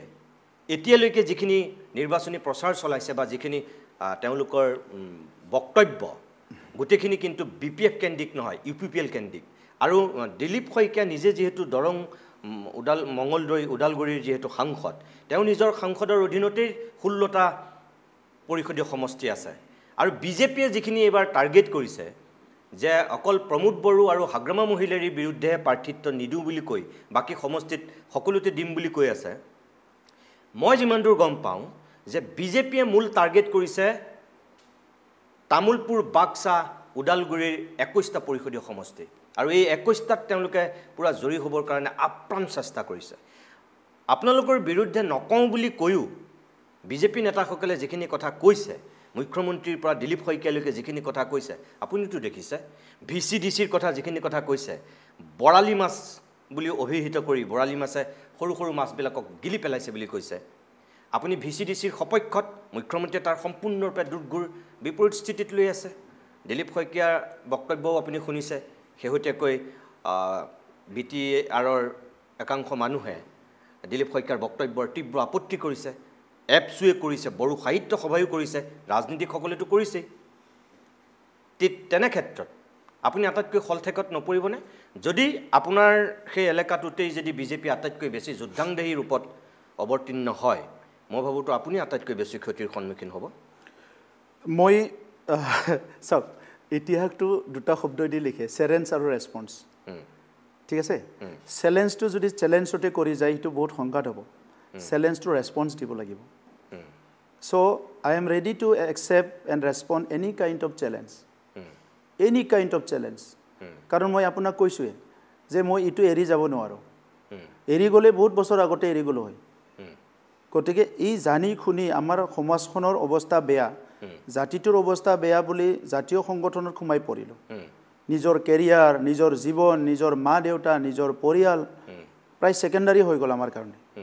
তো গতিকে আজি আমাৰ হাতত একো অপচন নাই আপুনি যদি ইয়াত গোটে কামান নলৈ আহে ড্ৰোন লৈ আহে আমিতো ফেস কৰিবই লাগিব আমি এই জায়গাটো এৰি দিব নোৱাৰো গতিকে আজি আপুনি যেটো কৈছে যে ওদালগুৰি বাক্সা তামুলপুৰ আমাৰ কাৰণে ওদালগুৰি বাক্সা তামুলপুৰ চিৰাং কোকৰাঝাৰ একে আমি দুভাগ কৰি কথা পাতিব নোৱাৰো নোৱাৰে আপুনি এক হৈ কথা পাতিব কিন্তু এজন সাংবাদিক হিচাপে মই যিখিনি মন কৰিছো সেই দিশৰ পৰা যদি মই আপোনাক কওঁ তেনেহলে যে বিজেপিয়ে যেটো এতিয়ালৈকে ৰাজনীতি কৰি আছে সেই দিশে মই আপোনাক কথাটো কৈছো যে ঠিকই আছে আপুনি নহয় বুলি ক'ব নেকি নাই ঠিকই আছে আপোনাৰ কথাটো ঠিকই আছে যেটো মানে অবজাৰভেশন হেটো ঠিকই আছে হয় আপুনি যেটো মোক খুদিছে মই মোৰ কথাটো কৈছো বুজিছো যে মই এনি কাইন্ড অফ চ্যালেঞ্জ আমি খাৰিব নোৱাৰো যেতিয়া এপছুট থাকোতে আমাৰ ইয়াত অস্ত্ৰ শস্ত্ৰ জনজনী হৈছিল ভাতৃঘাতী সংঘৰ্ষ হৈছিল সেই সময়ত যেতিয়া আমি কোনবা ডিজিপিক লগ কৰিব গৈছিলো কোনবা মন্ত্ৰীক লগ কৰিবলৈ গৈছিলো আমাক কোনো ৰেসপন্স দিয়া নাছিল যাৰ কাৰণে আমি তৃতীয় থাৰ্ড মানে জেনাৰেশন হৈ গলো মুভমেন্ট কৰা গতিকে তাৰ পৰা উলাই আহিছোৱে মাত্ৰ আৰু হিখিনি সময়ত যেটো দেখিছো কিকিছো টিকটটা ইয়াত আৰু বেলেগ কেমিষ্ট্ৰি নাই ইয়াত কোনো ৰকেট সায়েন্স নাই ইয়াত কোনবাই অলপ হাই টিউনৰ কথা ক'ব কোনবা লো টিউনৰ কথা ক'ব কোনবাই মেয়াৰ পাস কৰি ক'ব কোনবাই সিধাই ক'ব তাৰ আৰু বেলেগ কথা একো নাই এটো সবে জানো আমি ইয়াৰ মাজতে আমি জিয়াই থাকিব লাগিব আৰু জাতিটোকো জিয়াই ৰাখিব লাগিব আৰু আমাৰ জাতিৰ লগত এতিয়া বিটিসি অঞ্চলত 26টা জনগোষ্ঠী আহি গল যাক আমি দূৰ কৰি ফলাই কথা পাতিব নিবিচাৰো ভাৰত চৰকাৰে যদি কিবা কাৰণত এই মানুহবিলাক পাহৰিও যায় কোনোবা সময়ত যদি অসম চৰকাৰে পাহৰিও গৈছিল আজি আমি দাদা ভাই হিচাপে একেলগে আছো মই অকলে দুবেলা দুমুঠি ভালকে মাছে মাংসয়ে খাই মোৰ ওচৰৰ জন যদি ভাত খাব নাপায় এটোটো মানৱ ধৰ্ম হ'ব নোৱাৰে সো আপুনি কোৱাখিনি শুদ্ধ একদম ঠিক কথা কৈছে কিন্তু তাৰ পিছতো মই আপোনাক এনেকৈ কম যে ইয়াৰ আগৰ নিৰ্বাচনটোত বিজেপিয়ে যেতিয়া অকলে নিৰ্বাচন খেলিছিল কাক টাৰ্গেট কৰি লৈছিল বিপিএফক হাগ্ৰামা মহিলাৰীক জেলত পঠিয়াম বুলি কৈছিল তেওঁ গোটেই দুৰ্নীতি ভ্ৰষ্টাচাৰৰ তদন্ত কৰাৰ কথা কোৱা হৈছিল 3000 কোটি টকাৰ তেওঁ বিৰুদ্ধে এটা দুৰ্নীতিৰ অভিযোগ অনা হৈছিল কিন্তু যোৱা 5 বছৰতো জি হিমন্ত বিশ্ব শৰ্মাই যাবা জি বিজেপিৰ নেতৃত্বই হাগ্ৰামা মহিলাৰীক জেললৈ পঠিয়াম বুলি কৈছিল যোৱা 5 বছৰতো এটা শব্দও নকলে বা কি প্ৰক্ৰিয়াৰে তদন্ত হ'ল নহ'ল সেয়া চৰকাৰে জানিব আমিতো নাই দেখা হাগ্ৰামা মহিলাৰীটো জেললৈ যোৱা নাই এতিয়ালৈকে আপুনিও কৈছিলে হাগ্ৰামা মহিলাৰী দুৰ্নীতি ভ্ৰষ্টাচাৰ তদন্ত কৰা হ'ব বুলি আপুনি কিমান কি কৰিলে মই নাজানো এতিয়া আজিৰ দিনত সেই বিজেপিয়ে যি BPFক বা হাগ্ৰামা মহিলাৰীক জেললৈ পঠিয়াম বুলি কৈছিল এতিয়ালৈকেতো তু শব্দ এটাও কোৱা নাই চাবলৈ গ'লে কিন্তু য'ত তেওঁলোকে আগ্ৰাসী ৰূপত নিৰ্বাচনী প্ৰচাৰ চলাইছে এবাৰ UPPLৰ বিৰুদ্ধেহে চলাইছে এতিয়ালৈকে BPFৰ বিৰুদ্ধেতো নহয় তাৰ মানে ক'ৰবাত আপুনি ইউজ এণ্ড থ্ৰ' হ'ল নেকি হ'ব পাৰে কাৰোবাৰ কাৰণে কিন্তু মইতো নহয় মই নিজৰ এজেণ্ডাটো লৈ মই কাম কৰি আছোঁ সেইটো আপোনালোকৰ থাৰ্ড পাৰ্টি যিটো এনালাইচিছ বা কোনোবা কাৰোবাৰ কাৰণে হ'বও পাৰে যে মই তাক ইউজ কৰিলোঁ তাক থ্ৰ' কৰিম বাট মই তাত নাই আপুনি না মোক ইউজ কৰিব পাৰিব না মোক থ্ৰ' কৰিব পাৰিব 2020ৰ আমাৰ পৰিৱেশটো আছিলে যে আমি চৰকাৰ গঠন কৰিব লাগে 2020ৰ আগত ভাতৃঘাতী সংঘৰ্ষ হ'ল জনগোষ্ঠীগত সংঘৰ্ষ হ'ল মদ ভাং জুৱা এই অঞ্চলত বহুত বেছি প্ৰচলন হ'ল কোনো ভাল পৰিৱেশ নাই চ' এনিৱে যে সেই সময়ৰ শাসনটো অলপ সময়ৰ কাৰণে দূৰ কৰাটো দৰকাৰ আছিলে তো সেইকাৰণে আমি চৰকাৰ বনালোঁ আৰু চৰকাৰ বনাই আমি প্ৰায়ৰিটিত সেইটোৱে ৰাখিলোঁ এতিয়া যোৱা 5 বছৰত ইয়াত জুৱা টুৱা এইবিলাক আমি হ'বলৈ দিয়া নাই একদম কঠোৰ হাতেৰে দমন কৰিছোঁ যিবিলাক আমাৰ বহুত বেয়া এণ্টি ছ'চিয়েল এক্টিভিটি আছিলে এইটো দমন কৰিলোঁ চ' আমাৰ কামটো আমি কৰি আছোঁ পলিটিকেলি এইবিলাক যিটো আপুনি কৈছে যে প্ৰত্যাহ্বান আহিছে দিজ আৰ অল ৰেগুলাৰ এইটো নৰ্মেল ইনএভিটেবল গোটেই ভাৰতবৰ্ষতো এইবিলাক চলি থাকে সদায় নাই চলি থাকে কিন্তু তাত কিন্তু সেই প্ৰত্যাহ্বানৰ এটা স্তৰ থাকে সেই প্ৰত্যাহ্বানটো আপোনাৰ যদি BPFে আজি আপোনাৰ কাৰণে মোৰ কেনেকুৱা লাগিছে যে মোৰ এনেকুৱা লাগিছে আপোনাৰ পূব আৰু পশ্চিম দুইফালৰ পৰাই দুটা এফালে সিংহ আৰু এফালে বাঘ দুইফালৰ পৰা আপোনাক আক্ৰমণ কৰা হৈছে আজিৰ দিনত যদি চোৱা যায় কাৰণ আপোনাৰ এটা সময়ত আপোনাৰ প্ৰতিদ্বন্দ্বী আছিল হাগ্ৰামা মহিলাৰী কিন্তু আজি এইবাৰৰ নিৰ্বাচনটোত আপোনাৰ সকল এতিয়া প্ৰতিদ্বন্দ্বী হাগ্ৰামা মহিলাৰী হৈ থকা নাই নহয় আপোনাৰতো এতিয়া মূল প্ৰতিদ্বন্দ্বী এনেকুৱা লাগিছে যেন আপোনাৰ মূল প্ৰতিদ্বন্দ্বী এতিয়া আপোনাৰ মিত্ৰ বিজেপি হ'বলৈ গৈ আছে মই যে আপোনাক বাৰম্বাৰ কৈছোঁ যে আপোনাৰ সেই 21টা পাৰিষদীয় সমষ্টিত য'ত বাক্সা তামোলপুৰ আৰু ওদালগুৰি আপুনি যিটো কথা কৈছে যে 5খন জিলাতে আপুনি সমানে গুৰুত্ব দিব বা আপোনাৰ কাৰণে সমানে গুৰুত্বপূৰ্ণ সেইটো সঁচা কথা আজি বিজেপিৰ কাৰণে আজি গোটেই অসমৰ 126টা সমষ্টিয়ে গুৰুত্বপূৰ্ণ কিন্তু বিজেপিয়ে ক'ত গুৰুত্বটো দিয়ে বিজেপিটো সংখ্যালঘু মানুহৰ সমষ্টিত সমান গুৰুত্ব নিদিয়ে কাৰণ তেওঁলোকে জানে তাত সমান গুৰুত্ব দিয়ে একো লাভ নাই মাইনৰিটি মানুহে তেওঁলোকক ভোট নিদিয়ে গতিকে তেওঁলোকৰ মূল টাৰ্গেট ক'ত উজনি অসম বা য'ত জনগোষ্ঠীয় মানুহখিনি আছে য'ত হিন্দু বাঙালী ভোটাৰখিনি আছে তেওঁলোকৰ ৰাজনীতিত তেওঁলোক জয়ী হ'বৰ কাৰণে য'ত গুৰুত্ব দিব লাগে ততেই গুৰুত্ব দিছে মোৰ প্ৰশ্নটো তাতহে যে আপুনি যিটো কথা কৈছে আপোনাক এই BTRত বহিবৰ কাৰণে আপোনাৰ যি যোৱাবাৰৰ নিৰ্বাচনত যি আপুনি 12টা ছিট পাইছিল গৰিষ্ঠখিনি ছিট আপুনি ক'ৰ পৰা পাইছে আপুনি 5খন জিলাৰ ভিতৰত আপুনি ক'ৰ পৰা পাইছে ওদালগুৰি বাক্সা সেইটোৱেইটো কথা আৰু গতিকে এবাৰ বিজেপিয়ে এতিয়ালৈকে যিখিনি টাৰ্গেট কৰিছে যিখিনি লক্ষ্য লৈছে ক'ত লৈছে এতিয়ালৈকে আপুনিতো দেখিছে যে আপোনাৰ সেই ওদালগুৰি বাক্সা তামোলপুৰ দুটা কথা আছে তাত এফালে দিলীপ শইকীয়া আছে সেইটো এটা সুবিধা আৰু আনফালে যিখিনি তাত নন বড়ো ভোটাৰ্ছ মূলতঃ সেইখিনিকে লক্ষ্য কৰি লোৱা হৈছে গতিকে চাবলৈ গ'লে বিজেপিয়ে ৰাজনীতি কৰিছে তেওঁলোকৰ যিটো কৌশল তেওঁলোকে জয়ী হ'বলৈ কৰিছে সেইটোতো ঠিকেই সেইখিনি আপুনি বেয়া বুলি ক'বই নোৱাৰে তেওঁলোকে নিজৰ দলৰ শক্তি বৃদ্ধি কৰিব বিচাৰিছে কৰিবই ৰাজনীতি কৰিছে যেতিয়া সেইটো স্বাভাৱিক তেওঁলোকে যিকোনো কৌশলেই অৱলম্বন কৰিব কিন্তু মই কৈছোঁ যে সেই কৌশলত আপুনি মিত্ৰ হৈ আছিল আপুনি বেয়া নাপাব মই কোৱাৰ কাৰণে তৰুণ গগৈৰ লগত যেতিয়া BPFৰ মিত্ৰতা হৈ আছিল প্ৰয়াত তৰুণ গগৈ ডাঙৰীয়াৰ লগত কংগ্ৰেছ শাসনৰ দিনত হাগ্ৰামা মহিলাৰীক কিন্তু কংগ্ৰেছে পুৰা এৰি দিছিল BTADটো কি আপুনি বিধানসভাতেই কওক কি এই BTAD ইলেকশ্যনৰ ক্ষেত্ৰতেই কওক তৰুণ গগৈক সেইকাৰণে দলৰ ভিতৰতে বহুতে বেয়া পাইছিল তেতিয়া তৰুণ গগৈ ডাঙৰীয়াক কিন্তু তাৰপিছতো তেখেতে কৈছিল নাই মই মিত্ৰতাৰ ধৰ্ম পালন কৰিম সেইকাৰণে তেওঁ ইয়াত এৰি দিছিল কিন্তু আপোনালোকৰ ক্ষেত্ৰত আপুনি মিত্ৰতাৰ ধৰ্ম আপোনালোকৰ ক'ত পালন হৈছে চাবলৈ গ'লে চাওক আপুনি বিজেপি পইণ্ট অফ ভিউ কথাখিনি পাতি আছে মোৰ পইণ্ট অফ ভিউ কথাটো পাতক যে আজি বিজেপি আছে কাৰণে বিজেপি আজি যদি অইন দল আছে যদিও হিটো কৰিলেহেঁতেন যে বড়োলেণ্ডত 15টা এছেম্বলি সিট আছে ওচৰত আহি আছে এছেম্বলি ইলেকশ্যন হয় সো যদি তেখেতসকলৰ টাৰ্গেট কাউন্সিল নহয়ও তেখেতসকলৰ টাৰ্গেট 26 হ'ব পাৰে একদম এতিয়া আমাৰ কথাটো ক্লিয়াৰ যে আপুনি যেটো কৈছে একফালৰ পৰা সিংহ একফালৰ পৰা বাঘ এই সিংহ বাঘবিলাকটো আজিৰ কথা নহয়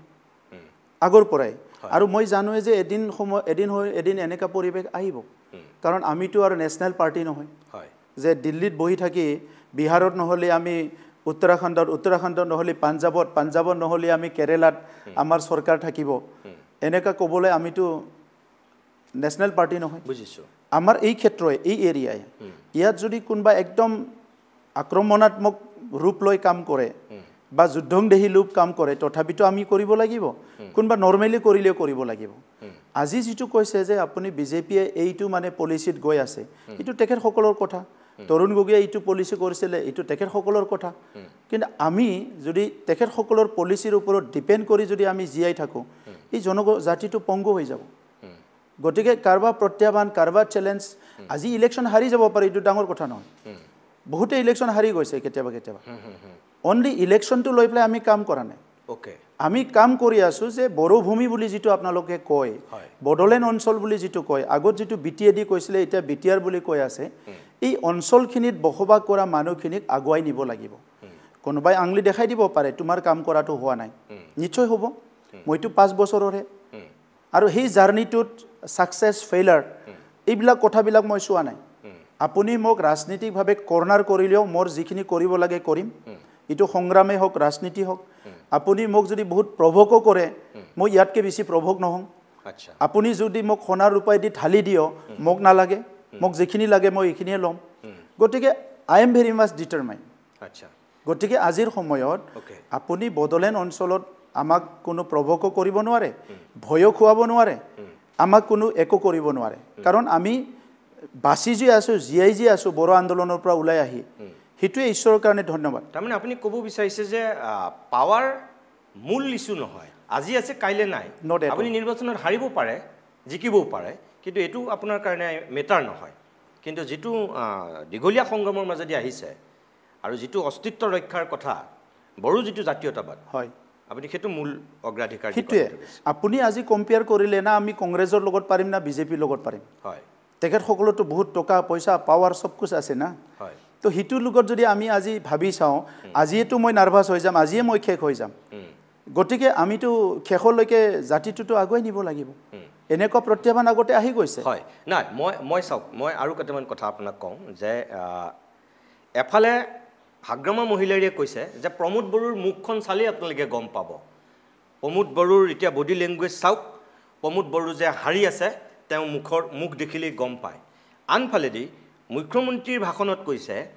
যে বিটিআৰত কিমান নিযুক্তি প্ৰক্ৰিয়া স্বচ্ছ হৈছে মই ক'ব নোৱাৰো কিন্তু মোৰ দিছপুৰৰ যেটো নিযুক্তি প্ৰক্ৰিয়া সম্পূৰ্ণৰূপে স্বচ্ছ আৰু দিল্লীয়ে দিয়া পইচা আমি দিছপুৰে দিয়া পইচা ইয়াত কিমান সৎ ব্যৱহাৰ হৈছে হেতু বিটিআৰে জানে মই নাজানো বুলি কৈছে ভিচিডিসিক বৰালি মাছৰ লগত তুলনা কৰিছে এই যিখিনি কথা কোৱা হৈছে আপুনি ইয়াৰ মুৰব্বী কাৰ বিৰুদ্ধে কোৱা হৈছে তেনেহলে চাওক প্ৰথম মই হাগ্ৰামাৰ ৰিপ্লাইটো দিওঁ হাগ্ৰামা মহিলাৰী ডাঙৰীয়া যোৱা 5টা বছৰত একবাৰো এছেম্বলিত নাহিল যিদিনা ফ্লোৰ টেষ্ট হ'ল সেইদিনা আহি হাল্লা চিল্লা কৰি গুচি গ'ল 5 বছৰত 14 বাৰ এছেম্বলি হৈ গ'ল একবাৰো নাহিল এদিনো অহা নাই তো হি জানো কিবা পলিটিকেল লিডাৰ হয় আপুনি কালি এমএলএ খেলি এমএলএ জিকি এদিনো যদি এছেম্বলিত নাযায় আপোনাৰ উদ্দেশ্যটো কি তেওঁ কিয় নাহিলে বুলি ভাবে আপুনি হি মানে সমাজখনক হি অঞ্চলটোক হি পলিটিকেল যেটো আমাৰ যেটো এক্টিভিটি হেতু তেখেতে কোনো প্ৰায়োৰিটি লোৱা নাই তেখেতৰ প্ৰায়োৰিটি বেলেগ যেতিয়া সৰকাৰ চলাই আছিল টকা পইচা পাৱাৰ এইবিলাক ফুল এনজয় কৰিছিলে দেখে বিদেশে ঘূৰি ফুৰিছিলে আমি তেতিয়া শুনিছিলো 40টা 50টা দেশ ঘূৰি আহিছে বলে ঘূৰি আহি কি শিকি আহিছে ইয়াতো একো ইমপ্লিমেন্ট কৰা দেখা নাই কাৰ লগত মিটিং কৰি আহিছে ইয়াতো কোনো তথ্য পাতি নাই সো তেনেকৈ 17 বছৰটো পুৰা ফুল এনজয় কৰিলে আৰু এই 5টা বছৰত বেলেকৰ কাৰণে নহলিও নিজৰ সমষ্টিৰ এটা প্ৰশ্ন কৰিবটো আহিব লাগে চাওক ই গোটেই চিষ্টেমটো বুঢ়া আঙুলি দেখাইছে ওকে আৰু আজি বেলেগক আঙুলি দেখাই আছে যে মোৰ মুখত চাই পেলাই তেখেতে এনালাইচিছ কৰিলে যে মোৰ মুখত চালে হাৰা বুলি গম পায় বা নাৰ্ভাছ হোৱা বুলি গম পায় হয় তো তেনেকা মুহূৰ্ততবিলাক তেখেতে আগতে যেতিয়া মানে ই ভাতৃঘাতী সংঘৰ্ষ আছিলে যি সময়ত সব মানুহে ভয় খাই আছিলে তেতিয়া মানুহৰ মুখত চোৱা নাছিলে নেকি যি সময়ত মানুহে ৰাতিপুৱা আপুনি কোৱাৰ নিচিনা 6টা বজাৰ পৰালৈকে পিছত ৰাস্তাত ওলাব পৰা নাছিলে তেতিয়া মুখত চোৱা নাছিলে মোৰ মুখত চাইছে তেখেতে ঠিকই আছে আচ্ছা গতিকে এই কথাবিলাক আজি তেখেতসকলে বহুত ডাঙৰ ডাঙৰ কথা ক'ব পাৰে কিন্তু বাস্তৱত জমিনত ইহঁতে নাই এই মানুহবিলাকে হয় অকল তেখেতসকলক পাৱাৰ লাগে আৰু 17 বছৰৰ আপোনাক মই তেখেতৰ এছেম্বলি স্পীচ দিম আৰু মোৰ 4 মানে 5 বছৰৰ এছেম্বলি স্পীচ চাওক কোনো পলিচি বোলা কোনো বিষয়ে নাছিলে তাত কোনো পলিচি বোলা বিষয় নাছিলে স্পীচত যিটো লিখিছে পলিচি লোৱাৰ সেইটো নাই আচ্ছা বেলেগ হৈ গৈছে ইয়াৰ ফাণ্ডটো গতিকে তাত একো নাই গতিকে আজি এই কথাবিলাক মই মুখ্যমন্ত্ৰীৰ কথাটো মুখে মুখে কাউণ্টাৰ দিবলৈ নিবিচাৰোঁ আচ্ছা বা সেইটো মোৰ ধৰ্মও নহয় মই শ্ৰদ্ধা কৰোঁ কিন্তু কথা হৈছে কি এই 4 বছৰৰ যদি আপোনাক খতিয়ান দাঙি ধৰিব লাগে আপোনাক মই চব খতিয়ান দাঙি ধৰিম আৰু তাত কি ভুল হৈছে এইটো ক'বলৈও মই কণ্ঠাবোধ নকৰোঁ কি ভাল হৈছে এইটো ক'বই কণ্ঠাবোধ নকৰোঁ আপোনাৰ দুৰ্নীতি হৈছে নে নাই চাওক ইয়াতকৈ স্বচ্ছ আৰু নিযুক্তি প্ৰক্ৰিয়া অল ভাৰততে হ'ব নোৱাৰে মই আপোনাক ভিচিডিচি ক্ষেত্ৰত যিটো কথা কৈছে বৰালি মাছে সৰু মাছক গিলি পেলাইছে বুলি যদি আগতে 10,000 20,000 ঘৰত লৈছিলে এতিয়া কোনোবা কেতিয়াবা 100-200 ল'ব পাৰে আমি চেষ্টা কৰিছোঁ যে 1 টকাও নলওক বুলি কেনে 1 টকাও লৈ পেলাই ঘৰ দিব নালাগে মানে ঘৰটো যিটো আছে পইচা লৈ ঘৰ দিব নালাগে এনে দিব লাগে ৰেচন কাৰ্ডত পইচা ল'ব নালাগে অৰুণোদয়ৰ পইচা ল'ব নালাগে ইয়াৰ কাৰণে বহুত এৱাৰনেছ কৰা হৈছে কিন্তু কোনোবা কেতিয়াবা 1 টকা 2 টকা ল'ব পাৰে জেৰক্স কৰিম বুলি কোনোবাই ল'ব পাৰে কিবা কৰিম বুলি ল'ব পাৰে আৰু ইয়াতো য'ত ক'ৰবাত আমি গম পাইছোঁ যে কোনোবাই 500 টকা লৈছে তাক গুচাই দিয়া হৈছে তাক একশ্যন লোৱা হৈছে মোক এটা কথা কওকচোন আপুনি যে যেতিয়া আপোনালোকৰ লগত বিজেপি ইয়াত মিত্ৰতাৰ পাছত চৰকাৰ কৰিছিলে তেতিয়াওতো তেখেতসকলে গম পায় যে বিটিআৰৰ গোটেই পলিচি কি গম পাইছিলে নহয় নাপায় জানো এতিয়া তেওঁলোকে এই কথাখিনি কিয় কৈছে এই যে ইয়াত সেকেন্ড ক্লাছ মানুহ সম অধিকাৰৰ কথাটো যে এইটোতো আপোনালোকে মানে বিটিচি চুক্তি হোৱাৰ সময়ত যিখিনি আছিল মই যদি কওঁ তেনেহ'লে সেই তেতিয়াৰ পৰা এতিয়ালৈকে আপোনালোকেতো সংবিধান মতে বা বিটিআৰ চুক্তি মতেইতো আপোনালোকে পৰিষদ চলাই গৈ আছে আপোনালোকে তাৰ বাহিৰলৈতো যোৱা নাই নে এইটো আপোনালোকে নিজৰ ইচ্ছাকৃতভাৱে আপোনালোকে এনেকুৱা এটা পলিচি তৈয়াৰ কৰি লৈছে চাওক তেখেতে কিয় কৈছে মই এইটো নাজানো কিন্তু আমি যেহেতু সংগ্ৰাম কৰি অহা মানুহ আমি আমাৰ ডাইৰেকশ্যনটো আমি ঠিক ৰাখিছোঁ কিন্তু কোনোবা জাতি জনগোষ্ঠীয়ে ভাবিব পাৰে যেহেতু মই অলপ আগতে কৈছোঁ এই জখম যিটো ঘাও 50 বছৰৰ ঘাও 50 বছৰৰ জখম আপুনি মেগী সিজোৱাৰ নিচিনা তাৎক্ষণিকভাৱে শেষ কৰি দিব নোৱাৰিব এই পেইন ইয়াত ৰিকনচিলিয়েশ্যন হ'ব লাগিব 2012ত মাইনৰিটি বড়ো সংঘাত হ'ল কোন আহি পেলাই মাইনৰিটি আৰু বড়োৰ মাজত ৰিকনচিলিয়েশ্যনৰ মুভমেণ্ট আৰম্ভ কৰিছে যেতিয়া কোনোবা বড়ো অনাবড়ো হ'ল আজিৰ তাৰিখলৈকে বড়ো অনাবড়োটো নাইকিয়া দূৰ কৰিব লাগে বুলি কোনোবা ইয়াত এৱাৰনেছ প্ৰগ্ৰাম কৰিছে নেকি ইয়াত কোনোবা ৰিকনচিলিয়েশ্যন প্ৰগ্ৰাম কৰিছে নেকি আমিয়েতো কৰিছোঁ হেপিনেছ মিছনৰ দ্বাৰা গতিকে ৰিকনচিলিয়েশ্যনটো কি বিষয় সেইটো অসমত বহুত বেছি আলোচনা নহয় হোৱাট ইজ ৰিকনচিলিয়েশ্যন তাৰমানে আপুনি এইটো ক'ব বিচাৰিছে নেকি যে ইয়াত বিটিআৰত বসবাস কৰা বিভিন্ন জাতি জনগোষ্ঠীৰ মানুহতকৈ কোনোবা ৰাজনীতিবিদৰহে ছটফটনে বেছি হৈছে চাওক ৰাজনৈতিক দলবিলাক ৰাজনৈতিক নেতাবিলাক ইলেকশ্যন আহিলেতো মেল মিটিং কৰিব কথা ক'ব কিন্তু মই দেখিলোঁ এই 4 বছৰ যিটো আমি কাম কৰিলোঁ তাত মুখ্যমন্ত্ৰী ডাঙৰীয়াৰো বহুত কণ্ট্ৰিবিউশ্যন আছে লিডাৰবিলাকৰ গৃহমন্ত্ৰী অমিত শ্বাহ ডাঙৰীয়াৰো কণ্ট্ৰিবিউশ্যন আছে প্ৰধানমন্ত্ৰীৰো কণ্ট্ৰিবিউশ্যন আছে ইয়াত বিউৰ'ক্ৰেট আমলাসকলৰো বহুত কণ্ট্ৰিবিউশ্যন আছে এইটো এনেই হৈ উঠা নাই এটা লেভেললৈকে সেইটো চবে মিলিয়ে কৰিব লগা হৈছে কোনো অকলে কৰা নাই মই অকলে কৰা নাই বা কোনোবা দলে কোনোবা সংগঠনে কোনোবা কাউন্সিলে অকলে কৰা নাই আৰু এই বিষয়টোৱে অকলে হোৱা বিষয় নহয় ইয়াত অসম পুলিচৰ সহায় লাগিব ইয়াত আমাৰ কোনোবা SBIBৰ সহায় লাগিব ইয়াত মুখ্যমন্ত্ৰী ডাঙৰীয়াৰ সহায় লাগিব ইয়াত আমাৰ কি কয় কেন্দ্ৰৰ সহায় লাগিব কাৰণ কিছুমান বিষয় আছে কেন্দ্ৰৰ লগত জড়িত হৈ আছে কিছুমান বিষয় আছে ৰাজ্যৰ লগত জড়িত হৈ আছে গতিকে এই গোটেই প্ৰক্ৰিয়াটোত কোনোবা নহয় কোনোবা যদি জড়িত নহয় এইটো শেষ নহ'ব সেইকাৰণে আজিৰ তাৰিখত খুব বেছিকৈ আইচলেটেড কেছ মানে আইচলেটেড কৰি এটাক আনটোৱে দোষ দি কথা পাতিব পৰা সময় অহা নাই এই গোটেই মিছনটোত সবে জড়িত হৈ আছিলোঁ আমি কিন্তু আমাৰ প্ৰায়োৰিটিটো আছিলে যে যেহেতু আমি এলপি স্কুল বা এমই স্কুলত পঢ়াৰ পৰাই এই অশান্তি বা এই ভায়োলেন্সবিলাক দেখা পাই আছোঁ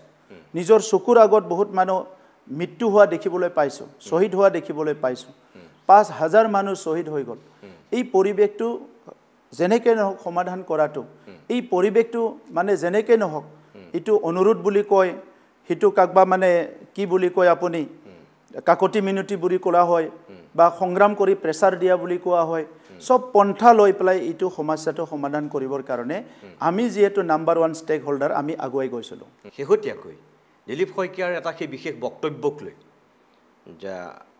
বিটিআৰত এটা ব্যাপক প্ৰতিক্ৰিয়াৰ সৃষ্টি হৈছে আনকি ট্ৰাইবেল সংঘই দিলীপ শইকীয়াৰ একেবাৰে প্ৰৱেশেই নিষিদ্ধ কৰিছে আৰু আপোনালোকৰ ইউপিপিএলৰ ফালৰ পৰাও কেইবাগৰাকীও নেতাই আপুনি খুব কৌশলেৰে উত্তৰ দিছে কিন্তু আপোনালোকৰ একাংশ ইএমএ হওক বা আপোনাৰ সহযোগী হওক তাৰ কিন্তু এটা বৰ কাৰা প্ৰত্যুত্তৰ দিছে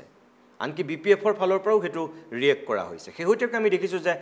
এপছু আৰু বড়ো সাহিত্য সভায়ো সেই কথাটোৰ বিৰোধিতা কৰিছে এক প্ৰকাৰ চাওক যিটো নেকি বেলেন ব্লক বুলি কোৱা হৈছে ভাৰত স্বাধীনৰ আগত যিবিলাক লাইন ছিষ্টেম আছিল বেলেগ বেলেগ ছিষ্টেম আছিলে এই ছিষ্টেমবিলাক আহি পেলাই যেতিয়া ভাৰত স্বাধীন হ'ল তেতিয়া লেণ্ড ৰেভিনিউ ৰেগুলেশ্যন এক্ট 1886ৰ আধাৰত চেপ্টাৰ 10 বুলি এটা তাতে মানে এটা পাৰ্ট থাকি গ'ল বা ৰাখি দিলে আৰু সেই চেপ্টাৰ 10ৰ আধাৰত অসমত 1,28,00,000 বিঘা মাটি আৰু সামথিং আছে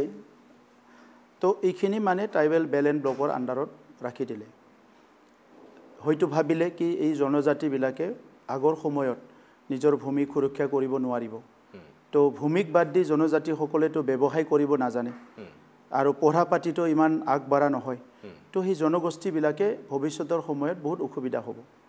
সেইটো আমাৰ ইয়াত মাত্ৰ আছে এইটো নহয় ঝাৰখণ্ড ছত্তীশগড় বহুত বিভিন্ন এৰিয়াবিলাক আছে তো এই অঞ্চলবিলাকে ট্ৰাইবেলসকলৰ প্ৰটেকশ্যনৰ কাৰণে ৰাখি থৈ দিছিলে এতিয়া অসমখনটো 78,000 স্কুৱেৰ কিলোমিটাৰ 78,000 স্কুৱেৰ কিলোমিটাৰৰ এটা ষ্টেটত অনলি 1,28,00,000 বিঘা মাটি কিলোমিটাৰত লৈ গ'লে আপুনি মই এবাৰ চাইছিলোঁ 29 স্কুৱেৰ কিলোমিটাৰমান হয় এইখিনিতো বহুত মানুহৰ কাৰণে আগৰ সময়ত মই দেখিছোঁ মোৰ কামৰণি হয় এইটো মানে 78,000 স্কুৱেৰ কিলোমিটাৰ এটা ৰাজ্যত অনলি মানে 29 স্কুৱেৰ কিলোমিটাৰ যদি হয় মানে আপোনাৰ ক'ৰবাত 14,000 বিঘা মাটি আছে ক'ৰবাত 16,000 বিঘা মাটি আছে ক'ৰবাত 32,000 বিঘা মাটি আছে তেনেকুৱাহে এই বেলেন ব্লকবিলাক এটা পকেট তো এই বেলেন ব্লকবিলাক ৰাখি থোৱা হৈছিলে কিন্তু অসমত কি হ'ল সেই সময়তে আজিৰ কথা নহয় মই মেবি 50ৰ পৰা পিছত এটা ডিষ্ট্ৰিক্টত এজন এডিচি বেলেন ব্লকটো প্ৰটেকশ্যন দিবৰ কাৰণে এই এক্টত লিখা মতে এটা থাকিব লাগে কিন্তু সেই সময়তো আৰু ইমান জনজাতি বুলি মৰম কৰা হয়তো পৰিৱেশ নাছিলে সেই সময়ৰ পৰিৱেশটো বেলেগ আছিলে তো সেই এডিচিবিলাকে হয়তো নাচালে আৰু মণ্ডল চণ্ডলবিলাকতো আৰু ইয়াৰ মাটি তাক কৰি থাকে তাৰ কাৰণে কি হ'ল বেলেন ব্লকবিলাক সব এনক্ৰচ হৈ গ'ল সব বেলেন ব্লক এনক্ৰচ হৈ গ'ল এতিয়া দলগাঁও বেলেন ব্লক আপুনি 99.9% এনক্ৰচ হৈ গ'ল এইবিলাক যিবিলাকত বেলেন ব্লক আছে সেইবিলাকো এনক্ৰচ হৈ গ'ল এনক্ৰচ মিনছ তাত সেই সময়ত যিবিলাক কমিউনিটি তাত মানে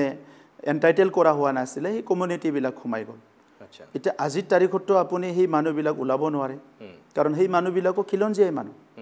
তো আজিৰ সময়ত জনজাতিসকলে বহুত ইনচিকিউৰ ফিল কৰিলে যে আমাক অলপ সময় এক টুকুৰা মাটি দি থৈছিলে সেই মাটিটো এনক্ৰচ হৈ গ'ল আৰু ইয়াৰ প্ৰটেকশ্যন নাই গতিকে ইয়াৰ ওপৰত কোনোবাই যদি কথা কয় ই কি কৈছে কি কোৱা নাই সেইটো বিচাৰ কৰাৰ কাৰণে কোনো কাৰণ নাই যে ইয়াৰ ওপৰত কথা ক'লে চবে ৰিয়েকশ্যন হ'ব এইটো বহুত চেনজিটিভ মেটাৰ কাৰণ সেইটো জীৱন মৰণৰ কথা আৰু আজিলৈকে জনজাতিৰ মানুহবিলাকে মাটিৰ যদি নাই ভূমি যদি নাই ইহঁতে নিজৰ জীৱনটো কল্পনাই কৰিব নোৱাৰে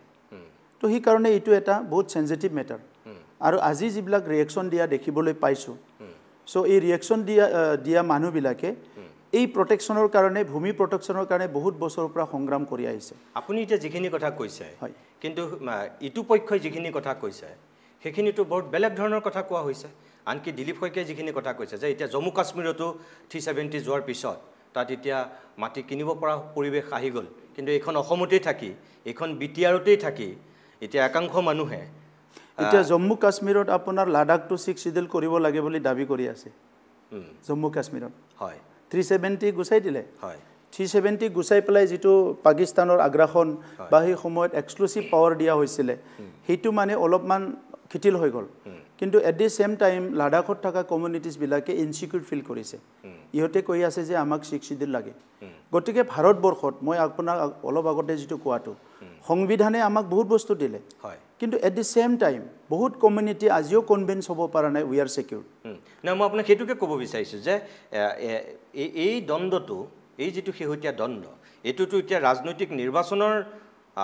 বৈতৰণি পাৰ হোৱাৰ সময়তহে এই কথাখিনি আহিছে অলপ দিনৰ আগলৈকেতো এইখিনি কথা বিজেপিৰ ফালৰ পৰা কোৱা হোৱা নাছিল বা আন ৰাজনৈতিক দলৰ ফালৰ পৰা কোৱা হোৱা নাছিল এতিয়াহে আহিছে এইখিনি কথা যোৱা 5 বছৰটো আপুনি আৰু বিজেপিয়ে মিত্ৰতা হৈয়ে চৰকাৰ চলাই আছিল এই কথাখিনিতো আগতে কোৱা হোৱা নাছিল মোৰ কথাটো হ'ল যে নিৰ্বাচনৰ সময়ত এই কথাটো উচ্চাৰিত হৈছে স্বয়ং মুখ্যমন্ত্ৰীয়ে কৈছে যে ইয়াত যোৱা 24 বছৰত যিখিনি কাম বেলেগে কৰিব নোৱাৰিলে বিজেপিয়ে 5 বছৰত কৰি দেখুৱাম বুলি কৈছে তাৰ ভিতৰত এটো অন্তৰ্ভুক্ত হৈ আছে মই এইমাত্ৰ আপুনি যেটো কথা কৈছে এতিয়া কথা হ'ল যে কংগ্ৰেছে কৰিব নোৱাৰা কাম বিজেপিয়ে নৰেন্দ্ৰ মোদীৰ দিনত 60 বছৰত নোহোৱা কাম 5 বছৰত কৰিম বুলি কৈছিল আৰু কিছু কাম বিজেপিয়ে সঁচাকে কৰিছে যোৱা এই 10 বছৰত এটোটো মোদীৰ নেতৃত্বত হৈছে ভাৰতবৰ্ষৰ মানুহেটো দেখিছে একেবাৰে নোহোৱা নহয় ঠিক একে ধৰণে কিন্তু যি ধৰণে কৈছিল তেনেকেতো নাই হোৱা 16 মেৰ পিছত বাংলাদেশে তালিটোবলা বান্ধি যাব লাগিব বুলি অসমত আহি কৈছিল কিন্তু এটোটো আমি দেখিছো এটোটো হোৱা নাই ঠিক একে ধৰণে আপোনালোকৰ ক্ষেত্ৰত ইয়াতো যে 24 বছৰত নোহোৱা কাম 5 বছৰত বিজেপি শাসনলৈ আহিম বুলি কৈছে যে এটো কি অকল ৰাজনৈতিক বৈতৰণি পাৰ হ'বৰ কাৰণে কোৱা কথা নে সঁচাকে আপুনি ভাবে যে আপোনালোকে নোৱাৰা কিছু কাম তেওঁলোকে 5 বছৰত কৰি দিব সক মানে কৰিব পাৰিব মই এটো কথা কৈছো আপোনাৰ দুটা কথাৰো এনসাৰ কোৱেশ্চনৰ এনসাৰো আপোনাৰ তাতে আছে যেটো নেকি আপুনি কৈছে যে 5 বছৰত কৰিব বা 24 বছৰত নোৱাৰা কাম কৰিব কামৰ ওপৰত নিৰ্ভৰ হ'ব যে সেই কামটো কিমান স্পৰ্শকাতৰ এই কামটো কিমান সেনজিটিভিটি আছে নমক হেতুটো আপোনাক সুধিলো যে এই যেটো কাম যিখিনি কৰিম বুলি কৈছে তাৰ ভিতৰত এটোটো তেওঁলোকে কৈছে মই হেতু কম আপোনাক ক'ব বিচাৰিছো যে যদি কোনবা সেনজিটিভ ইস্যুটো যদি টাচ কৰি লয় তো তাৰ এনসাৰটো তেনেকৈ পাব যদি কৰিব লগা এটা শিক্ষাটো ভাল কৰিম ৰাস্তা ঘাট ভাল কৰিম দলং ভাল কৰিম ষ্টেডিয়াম বনাম সব কৰিম বুলি ক'লেটো ঠিকই আছে কিন্তু কিছুমান সেনজিটিভ বিষয় আছে তাত যদি তাৰ পপুলেশন খিনিক যদি আপুনি কনভিন্স কৰিব নোৱাৰে কনভিন্স নকৰাকে যদি কৰে এটো হল বাউন্স বেক হ'ব পাৰে ইয়াৰ ৰিপাৰকাশনটো অলপ বেলেগ ধৰণৰ হ'ব পাৰে গতিকে আপুনি চাই ল'ব লাগিব আচ্ছা ময়দানটো খোলা আছে পাৱাৰটো আপোনাৰ হাতত আছে সব কাম কৰিবও পাৰে ক'বও পাৰে বাট চাব লাগিব যে এই পপুলেশনে বা এই মানুহখিনি এই কথাটো একসেপ্ট কৰিব না নকৰে যদি মই এতিয়া বডলেণ্ডৰ মুৰব্বী বুলি বডলেণ্ডক মই দায়িত্ব লৈ আছো বুলি এই 5 বছৰত মই যদি জিটি কৰিবলৈ যাওঁ তো ইয়াৰটো এটা ৰিজাল্টটো ওলাব নহয় আৰু সব ৰিজাল্টে ফাৰ্ষ্টটো ভাল ওলাব বুলিও ক'ব নোৱাৰে মইতো আৰম্ভণিতে আপোনাক সেই কাৰণে কৈছিলো যে দূৰৰ পাহাৰ এনেও শুৱনি আপুনি হয়তো আগতে ভাবিছিল যে মই বিটিআৰৰ মুৰব্বী হৈ এনেকুৱা কিছু কাম মই ভাবা নাই কৰিম মই কেতিয়াও ভাবা নাই আৰু এই কাৰণে আজি মই চেষ্টা কৰো মানুহ হিচাপে ক'বাত ভুল হৈ যাব পাৰে যেহেতু ইয়াৰ মানুহখিনিয়ে বহুত সময় ডিপ্ৰাইভ হৈছে ডিসক্ৰিমিনেট হৈছে এমএলএ মন্ত্ৰী লগ নাপায় আৰু ময়ো অকলে সবকো লগ কৰাটো ইমান সম্ভৱ নহয় তথাপিতো মই যিমান পাৰো ইমান চেষ্টা কৰো কথাৰে কামেৰে যাহাতে সবকো মই অলপ হলিও তেখেত সকলৰ হৃদয়ৰ কথা মনৰ কথাবিলাক টাচ কৰিব পাৰো আৰু এক কিঞ্চিত হলিও বা এটা এক্সাম্পল হলিও সেট কৰিব পাৰো যে মই আপোনালোকৰ লগত আছো আপোনালোকৰ মৰম কৰো আপোনালোকক বিশ্বাস দিছো আৰু হিটো ৰাজনৈতিক স্বাৰ্থত নহয় আপোনাৰ ওচৰত অন কেমেৰা বহি কৈছো আপুনি পৰৱৰ্তী সময়ত দেখা পাব আগৰ সময়তো আপুনি ষ্টুডেন্ট ইউনিয়ন থাকা সময়ত যেটো প্ৰশ্ন খুদিছিলে পলিটিক্সত নাহু বুলি কোৱা কথাটো মক কাউন্সিলত আহাৰ লগলে খুদিছে আপুনি মই তেতিয়া কৈছো যে এতিয়াও মোৰ জীৱনৰ লক্ষ্য বা এম ইটো কত পলিটিক্স নাই কিন্তু এটো আমাৰ জীৱনত বহুত তেনেকুৱা কম্পালশন আহে যেটো আমি এভয়েড কৰিব নোৱাৰো কাৰণ মোৰ জীৱনটো মোৰ কাৰণে একো নাই আৰু মই 50 বছৰ হলুৱে 50 বছৰ 30 বছৰে মই সংগ্ৰাম কৰি আহিলোঁ বা এই ফিল্ডত দিলোঁ আৰু কিবা যদি এক কিঞ্চিত জানো মইতো ৰকেট সায়েন্সৰ কথা নাজানো বাট সামাজিক কথা জানো মই গতিকে যিটো জানো হিতুহে মই কাম কৰিব লাগিব তো সেই কাৰণে পৰৱৰ্তী সময়তো এই জনসাধাৰণ এই জনসংখ্যাৰ লগতে থাকিম ইয়কসকলৰ লগতে কাম কৰিম মোৰ সময় একেবাৰে শেষ হৈছে যেহেতু মই দুটা প্ৰশ্ন আপোনাক সুধিম এতিয়া প্ৰথম প্ৰশ্নটো হ'ল যে ইউপিপিএল আৰু বিপিএফ একত্ৰীকৰণৰ কাৰণে আপসুকে ধৰি বড়ো সাহিত্য সভাকে ধৰি একাংশ বড়ো জাতীয় সংগঠনে অনুষ্ঠান প্ৰতিষ্ঠানে আপ্ৰাণ চেষ্টা কৰিছিল কিন্তু আমি দূৰৰ পৰাই দেখি আছিলোঁ যে এইটো বৰ সম্ভৱ নহ'ব দূৰৰ পৰা আমাৰ লাগিছিল আৰু এতিয়াও লাগিছে যে এইটো সম্ভৱ নহ'লগৈ এইটো হাগ্ৰামা মহিলাৰী আৰু প্ৰমোদ বড়োৰ ইগো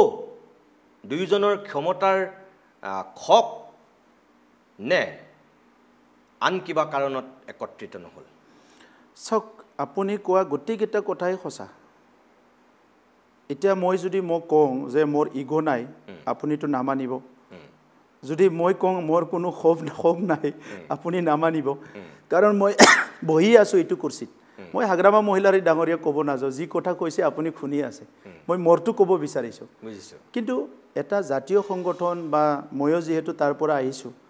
জনগোষ্ঠীৰ 15টা 16টা সংগঠনে মিলি যিবিলাক কথা কৈছে এইটো মই অন্তৰ আত্মাৰ পৰা মই শ্ৰদ্ধা কৰোঁ বাস্তৱত কিয় হোৱা নাই এইটো আপোনালোকেও এনালাইচিছ কৰি আছে এ বি চি ডি আমি এনালাইচিছ কৰিছোঁ কিন্তু মই আপোনাক সুধিছোঁ আজি যে আপুনি ইউপিপিএলৰ মুৰব্বী গতিকে আপুনি কিয় একত্ৰিত হ'ব নোৱাৰিলে বুলি ভাবে এতিয়া তেখেতে সাপোজ আমি যদি বিপিএফ আৰু ইউপিপিএলৰ মাজত যদি আলোচনা হ'ল হয় আপোনাৰ সিধা প্ৰশ্নৰ এনসাৰ দিব পাৰিলে হয় ইয়াত থাৰ্ড পাৰ্টিৰ এপ্ৰোচ আছে গতিকে তেখেতসকলে ক'ব পাৰিব মোৰ অন্তৰ আত্মাত কাৰো প্ৰতি দুখ কাৰো প্ৰতি খং কাৰো প্ৰতি ক্ষোভ মোৰ কাৰো নাই এছ হাগ্ৰামা মহিলাৰী ষ্টিল আই ৰেছপেক্ট হিম পাৰ্টিৰ আইডিঅলজিটো বেলেগ বেলেগ তেখেতৰ আইডিঅলজিটো মই ভাল নাপাওঁ তেখেতৰ কাম কৰা ষ্টাইলটো মই ভাল নাপাওঁ তেখেতৰ চিন্তাধাৰাটো ভাল নাপাওঁ কিন্তু এছ হাগ্ৰামা মহিলাৰী তেখেতৰ মোৰ ওপৰত কিবা বেয়া চিন্তা থাকিব পাৰে মোৰ সেইটো বেলেগ কথা কিন্তু আপুনি যেটো কথা কৈছে তেখেতৰ আদৰ্শ তেখেতৰ জীৱনশৈলী তেখেতৰ কাম কাজ আপোনাৰ ভাল নালাগে কিন্তু যেটো বড়ো জাতীয়তাবাদৰ যেটো সেন্টিমেন্ট যেটো আবেগ একেইটো আঞ্চলিক শক্তি বিপিএফও কি কৰিব বিচাৰে তেখেতৰ হয়তো আঞ্চলিক শক্তি না নেশ্যনেল শক্তি ইয়াৰ ঊৰ্ধত কিবা বেলেগ চিন্তা থাকিব পাৰে হাগ্ৰামা মহিলাৰী ডাঙৰীয়াৰ এইটোতো মই ক'ব নোৱাৰিম কিন্তু মোৰ কথা হ'ল কি পলিটিক্সটো আমাৰ কাৰণে কোনো দিনা প্ৰায়ৰিটি নহয় বাট এইটো এভয়েড কৰিব পৰা বিষয় নহয় কাৰণ এই কামটো কৰিয়ে আপুনি অঞ্চলটো আগুৱাই নিব লাগিব এই কামটো কৰিয়ে আপুনি সমাজটো জাতিটো আগুৱাই নিব লাগিব গতিকে যদি মোৰ তাত কিবা ক্ষমতা আছে মোৰ তাত যদি কেপাচিটি আছে মই যদি অলপ চিন্তা কৰিব পাৰোঁ তেনেহ'লে এই কামখিনি এই কথাখিনি মই এভয়েড কৰি চলাটো ঠিক নহয় ইয়াৰ কাৰণে মোৰ পলিটিক্স অন দি আদাৰ হেণ্ড মই ৰেছপেক্ট কৰোঁ জাতীয় সংগঠন সামাজিক সংগঠন বড়োকো কাৰণ তেখেতসকলে আজি জন্ম পোৱা নহয় যোৱা 50-60 বছৰে জাতিৰ কাৰণে কাম কৰি আছে গতিকে তেখেতসকলৰ চিন্তাত ক'বাত নহয় ক'বাত আমি ৰেছপেক্ট কৰিব পাৰা আমি মানিব লগা আমি অনাৰ কৰিব লগা কিবা কথা থাকিব না সেইটো মই বুজি পালোঁ কিন্তু মই আপোনাক সেইকাৰণে কৈছিলোঁ যে হাগ্ৰামা মহিলাৰে আপোনাক দুখ দিছে আপুনি আকৌ তেওঁ কথা কৈছে ইফালে আপসু বা বড়ো সাহিত্য সভাই এতিয়ালৈকে তেওঁলোকে চেষ্টাটো এৰি দিয়া নাই এতিয়াও তেওঁলোকে আশাবাদী আছে সিফালে আকৌ হাগ্ৰামা মহিলাৰী ডাঙৰীয়াই গোটেই প্ৰাৰ্থীয়ে ঘোষণা কৰি দিছে আপোনালোকে ঘোষণা কৰিবলৈ সাজু হৈ আছে বিজেপিৰ ফালৰ পৰা কৈ থকা হৈছে যে দুইটা দল একত্ৰিত হোৱাটো আমি বিচাৰোঁ একত্ৰিত হ'লেতো আমি ভালেই পাওঁ বড়ো আঞ্চলিকতাবাদ শক্তিশালী হ'ব তেনেকৈও কোৱা হৈছে মানুহে ভাবিছে যে আপোনাৰ আৰু হাগ্ৰামা মহিলাৰীৰ কাৰণেই এইটো সম্ভৱ নহ'ল তেনেকৈ ভাবিছে মই সেইকাৰণে আপোনাক তেনেকৈ সুধিছোঁ নাই ঠিকে আছে হয় আপোনাৰ কথাটো ঠিকে আছে আৰু বড়ো জনগোষ্ঠীক এই যে একত্ৰীকৰণৰ যিটো এপ্ৰ'চ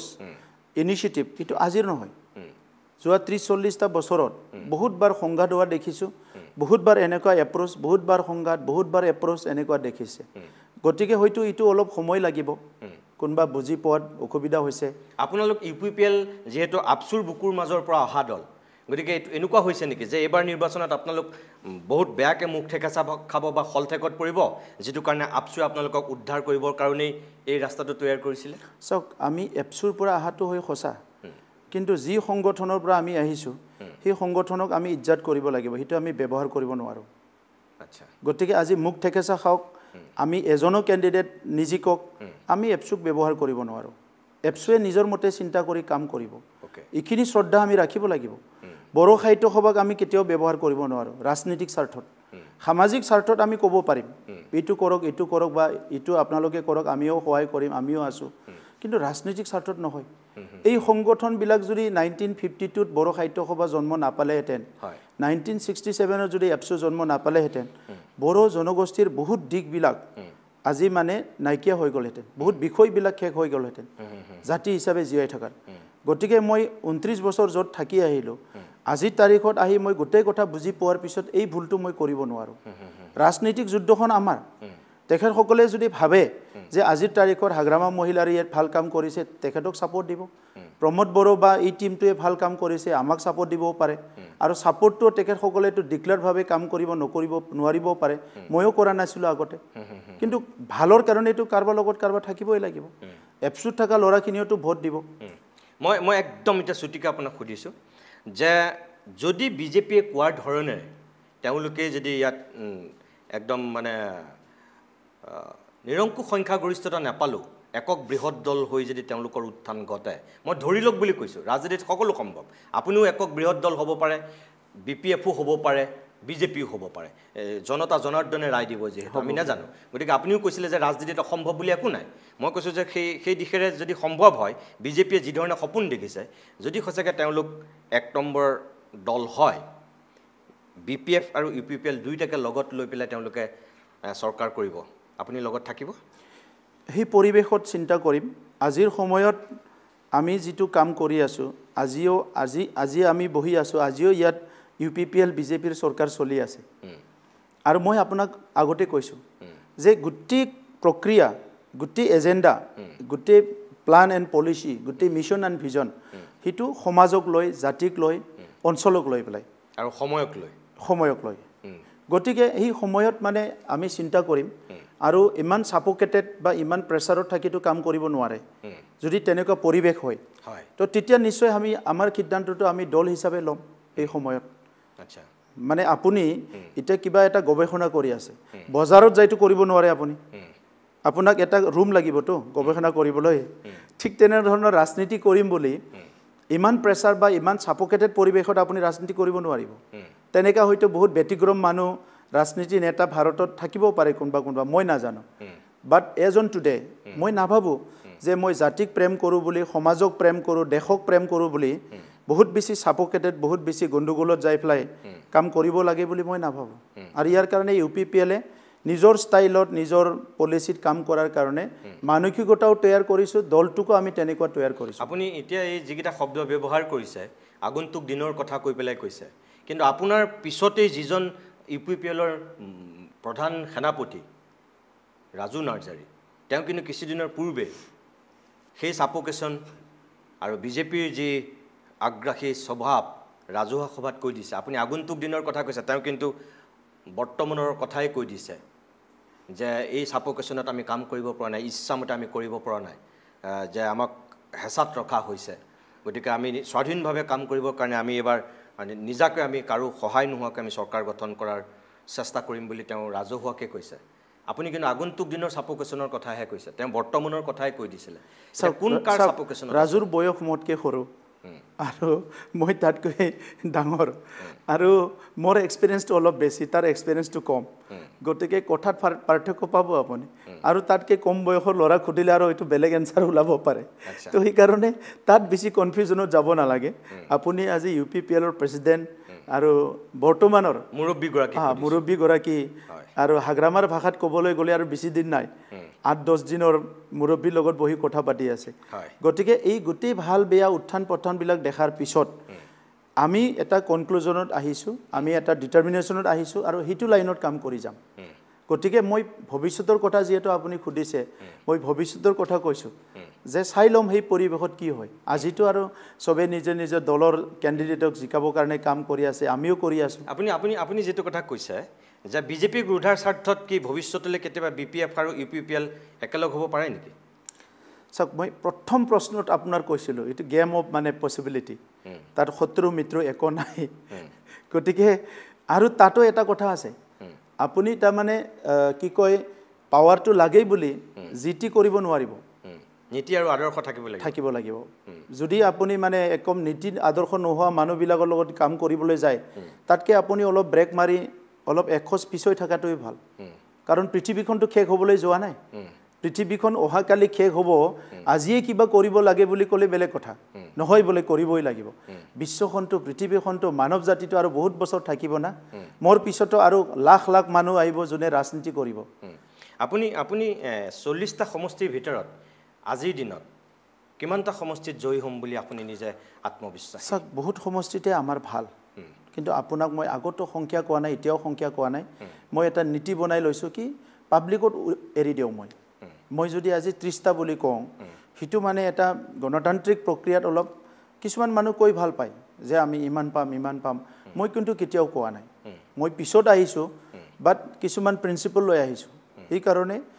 আমি যে লাৰ্জেষ্ট পাৰ্টি হ'ম আজিৰ পৰিৱেশে কয় কিন্তু আপুনি যদি নাম্বাৰটো কয় মই আজি নাম্বাৰটো নকওঁ কিন্তু আমাৰে সবচে বেছি হ'ব আজিৰ পৰিৱেশে কয় আৰু বেছিটো বহুত বেছিও হৈ যাব পাৰে কাৰণ 40টা সমষ্টিত ঘূৰি আছোঁ কাম কৰি আছোঁ ৰাইজৰ মৰম বিশ্বাস এইবিলাক আমি পাই আছোঁ সবে আহি কৈছে যে আপোনালোকে ভাল কাম কৰিছে তোমালোকে ভাল কাম কৰিছা তোমালোকৰ লগত আমি আছোঁ আমাক শান্তি লাগে আমাক নিৰাপত্তা লাগে সমন্বয় লাগে আৰু সহজভাৱে কথা পাতিব পৰা মানুহ লাগে সো এই মানুহবিলাকক আমাক বুলি যদি ধৰিছে নিশ্চয় জনতাই আমাকে বেছি দিব বাৰু মই একেবাৰে এটা শেষ প্ৰশ্নটো কৰিছোঁ বিটিআৰ চুক্তি স্বাক্ষৰিত হোৱাৰ সময়ত যিখিনি আপুনি প্ৰতিশ্ৰুতি দিছিল কিমানখিনি আপুনি ফুলফিল কৰিলে চাওক চুক্তি স্বাক্ষৰিত হোৱাৰ সময়ত চুক্তিৰ কথা যদি আপুনি কৈছে তাত 125th এমেণ্ডমেণ্টটো হ'ব লাগিব যিটো নেকি অকল বিটিচি নহয় 10টা 6 শিডিউল কাউন্সিলে ৰখি আছে 125th এমেণ্ডমেণ্টটো হ'লে সব কাউন্সিলে অলপ ষ্ট্ৰেংথেন হ'ব এক 2 নম্বৰ কথা আপুনি যদি মোৰ ব্যক্তিগতভাৱে কি সপোন আছিল কি প্ৰতিশ্ৰুতি আছিল এইটো খুদে প্ৰথম প্ৰতিশ্ৰুতি আছিল শান্তিটো সবচে ইম্পৰ্টেণ্ট আছিলে সবচে প্ৰায়োৰিটি আছিলে গতিকে শান্তি আহি গ'ল সমন্বয় ঘৰৰ ওচৰতে গৈ পেলাই যদি মই ভাবোঁ যে আহমেদ ডক্টৰৰ পৰা বেজি নলওঁ শইকীয়া ডক্টৰৰ পৰা ঔষধ নাখাওঁ যদি দাস ডক্টৰৰ পৰা মই মানে চেকআপ নকৰোঁ হা কোনোবা মানে দে বা কোনোবা চৰকাৰ নামৰ মানুহৰ পৰা চব্জি নিকিনো এই কথাটোতো শেষ কৰিব লাগিব এইটো হ'ব দিব নোৱাৰে তো এই কাৰণে সমন্বয়টো আমাৰ সবচে ডাঙৰ কথা আছিলে আৰম্ভণিতে বহুত অসুবিধা হৈছিলে কথা পাতোতে কাৰণ জাতি জনগোষ্ঠীৰ মাজত বিৰাট বিশ্বাস হেৰাই গৈছিলে লাহে কৈ বহুত মানে ভাল হৈ গ'ল গতিকে হিটোটো আমি খন্তেকীয়া সফল বুলি ক'ব লাগিব চিৰযুগমীয়া হ'ব না কি এইটো সময়ে ক'ব আজি খন্তেক 5 বছৰৰ কাৰণে 3 বছৰৰ কাৰণে হ'লেও আমি সফল হ'লো তেনেকা কৰি টুকুৰা শিক্ষাৰ ক্ষেত্ৰত সামাজিক ক্ষেত্ৰত বহুত আছে টুকুৰা বহুত কাম কৰিছোঁ আমি যিখিনি আমি সফল হৈছোঁ কিন্তু বিটিআৰৰ যি 40টা সমষ্টি 60টালৈ বৰ্ধিত কৰাৰ কথা কোৱা হৈছে এইটো 125th এমেণ্ডমেণ্টত আছে এইটো 125th এমেণ্ডমেণ্টত আৰু আৰ্টিকেল 280 সেইটো এতিয়ালৈকে যে এমেণ্ডমেণ্ট হোৱা নাই এইটো মানে এটা কনফ্লিক্টিং আছে যে অসমত আমাৰ অসম চৰকাৰ অসমৰ মুখ্যমন্ত্ৰী ডাঙৰীয়া বা সবে ক'লে যে অসমত হ'ব লাগে কিন্তু ত্ৰিপুৰাত এইটো অসুবিধা আছে ত্ৰিপুৰা চৰকাৰে ছাপোৰ্ট কৰা নাই তেনেকুৱা এটা দুটা ৰাজ্যত যেহেতু 6 শিডিউল একে হয় ইউনিফৰ্ম তো এইটো এমেণ্ডমেণ্ট কৰাত কিছুমান ৰাজ্যৰ অলপমান বাধা আছে গতিকে কেন্দ্ৰ চৰকাৰো বিচাৰিছে যে এমেণ্ডমেণ্টটো একবাৰতে কৰিব লাগে আৰু সেইকাৰণে উলমি ৰৈছে আৰু আমিও বহুত জবৰদস্তি কৰা নাই আমি ইমান সেলফিছ হ'ব নোৱাৰো কাৰণ একে ট্ৰাইবেল মানুহ আজি মিজোৰামত লাইমাৰা চাকমা আছে কোকবৰক আছে ত্ৰিপুৰাত আমাৰ ইয়াত আছে গাৰো যেটো আছে খাসী আৰু জয়ন্তীয়া এই গোটেইবোৰ প্ৰায় একে মানুহ মই একেবাৰে এতিয়া শেষ কৰিব বিচাৰিছোঁ বতাহত শুনি থকা কথা এটাৰে মই শেষ কৰিব বিচাৰিছোঁ আগন্তুক দিনত প্ৰমোদ বড়োক দিছপুৰলৈ লৈ যাব আৰু বিটিআৰত হাগ্ৰামা মহিলাৰীক বিজেপিয়ে মুৰব্বী কৰি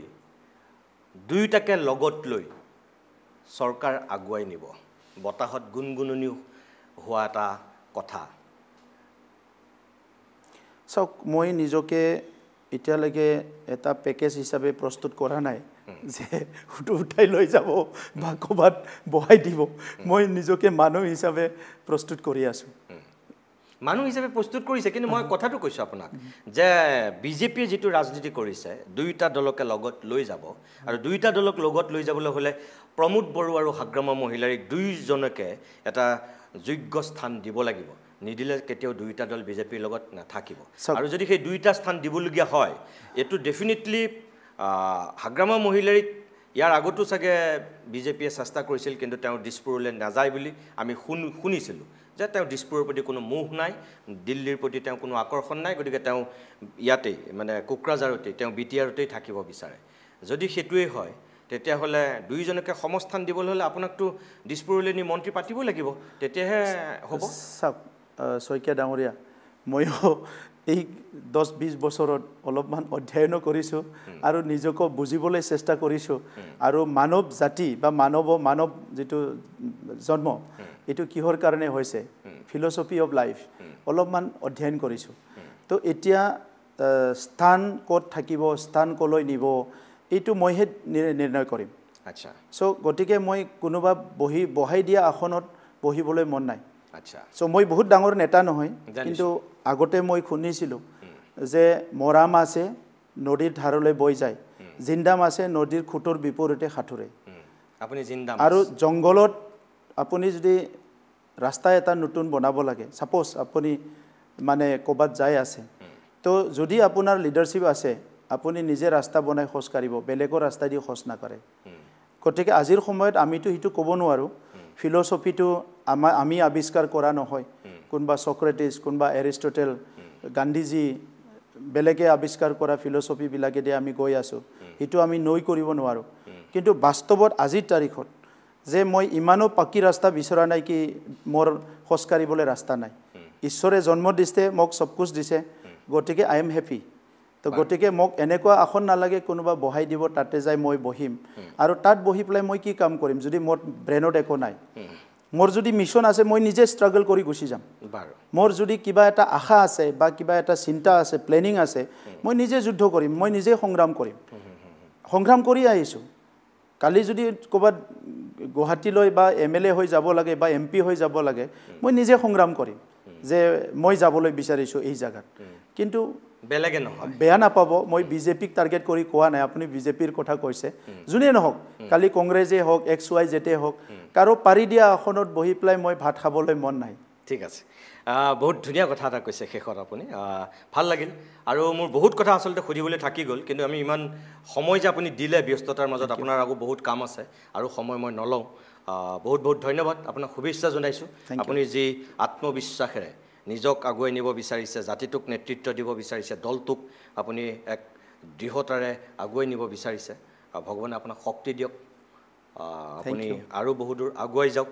জনতা জনাৰ্দনে ঠিক কৰিব যে আপোনাক দ্বিতীয়বাৰৰ কাৰণে আকৌ বিটিআৰৰ মুৰব্বীত বহুৱাব নে নবহুৱায় প্ৰিয় দৰ্শক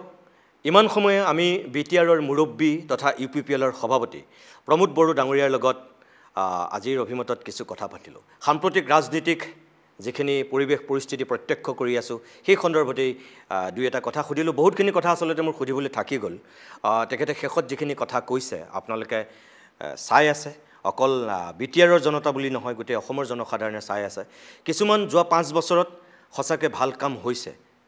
সেইটো স্বীকাৰ কৰিবই লাগিব আগৰ বিটিআৰৰ সেই হত্যা হিংসা যিবিলাক আতংক সেই পৰিৱেশ পৰিস্থিতি নাই যোৱা 5 বছৰত কোনো গোষ্ঠীগত সংঘৰ্ষ হোৱা নাই কোনো মানুহ গুলি খাই মৃত্যুমুখত পৰিবলগীয়া হোৱা নাই এইবিলাক সঁচা কথা আৰু তাৰ কাৰণে বিজেপি আৰু UPPLৰ দুইখন চৰকাৰে যি মিত্ৰতাৰে চৰকাৰ চলাইছে দিছপুৰতেই হওক বিটিআৰতেই হওক আনকি দিল্লীতো তেওঁলোকৰ MP আছে যিহেতু গতিকে এই যৌথ প্ৰচেষ্টাটোত শান্তি আহিছে সমন্বয় গঢ়ি উঠিছিল এয়া সঁচা কথা কিন্তু এই নিৰ্বাচনটোৱে যাতে এই শান্তি এই সমন্বয় এই একতাত আকৌ ভাঙোন নানে তাৰ প্ৰতি কিন্তু প্ৰত্যেকটো ৰাজনৈতিক দলেই নেতৃত্বই কিছু মন দিয়া উচিত বুলি আমি ভাবোঁ ৰাজনীতি আহিব আৰু যাব কোনোবা বিটিআৰৰ মুৰব্বী হ'ব আৰু যাব কিন্তু সমাজখন বিটিআৰৰ ২৬টা জনগোষ্ঠীৰ মানুহৰ মনবিলাক কোনো ৰাজনীতিকে ভাঙি দিব নালাগিব শান্তি সমন্বয় ঐক্য নেতাই ধৰি ৰাখিবই লাগিব ৰাজনীতিৰ স্বাৰ্থত নিৰ্বাচনৰ স্বাৰ্থত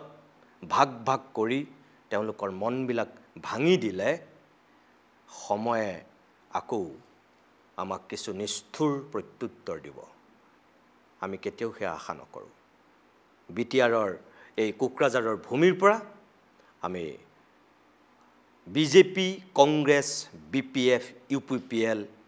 বা আন যিকেইটা ৰাজনৈতিক দলে অংশগ্ৰহণ কৰিব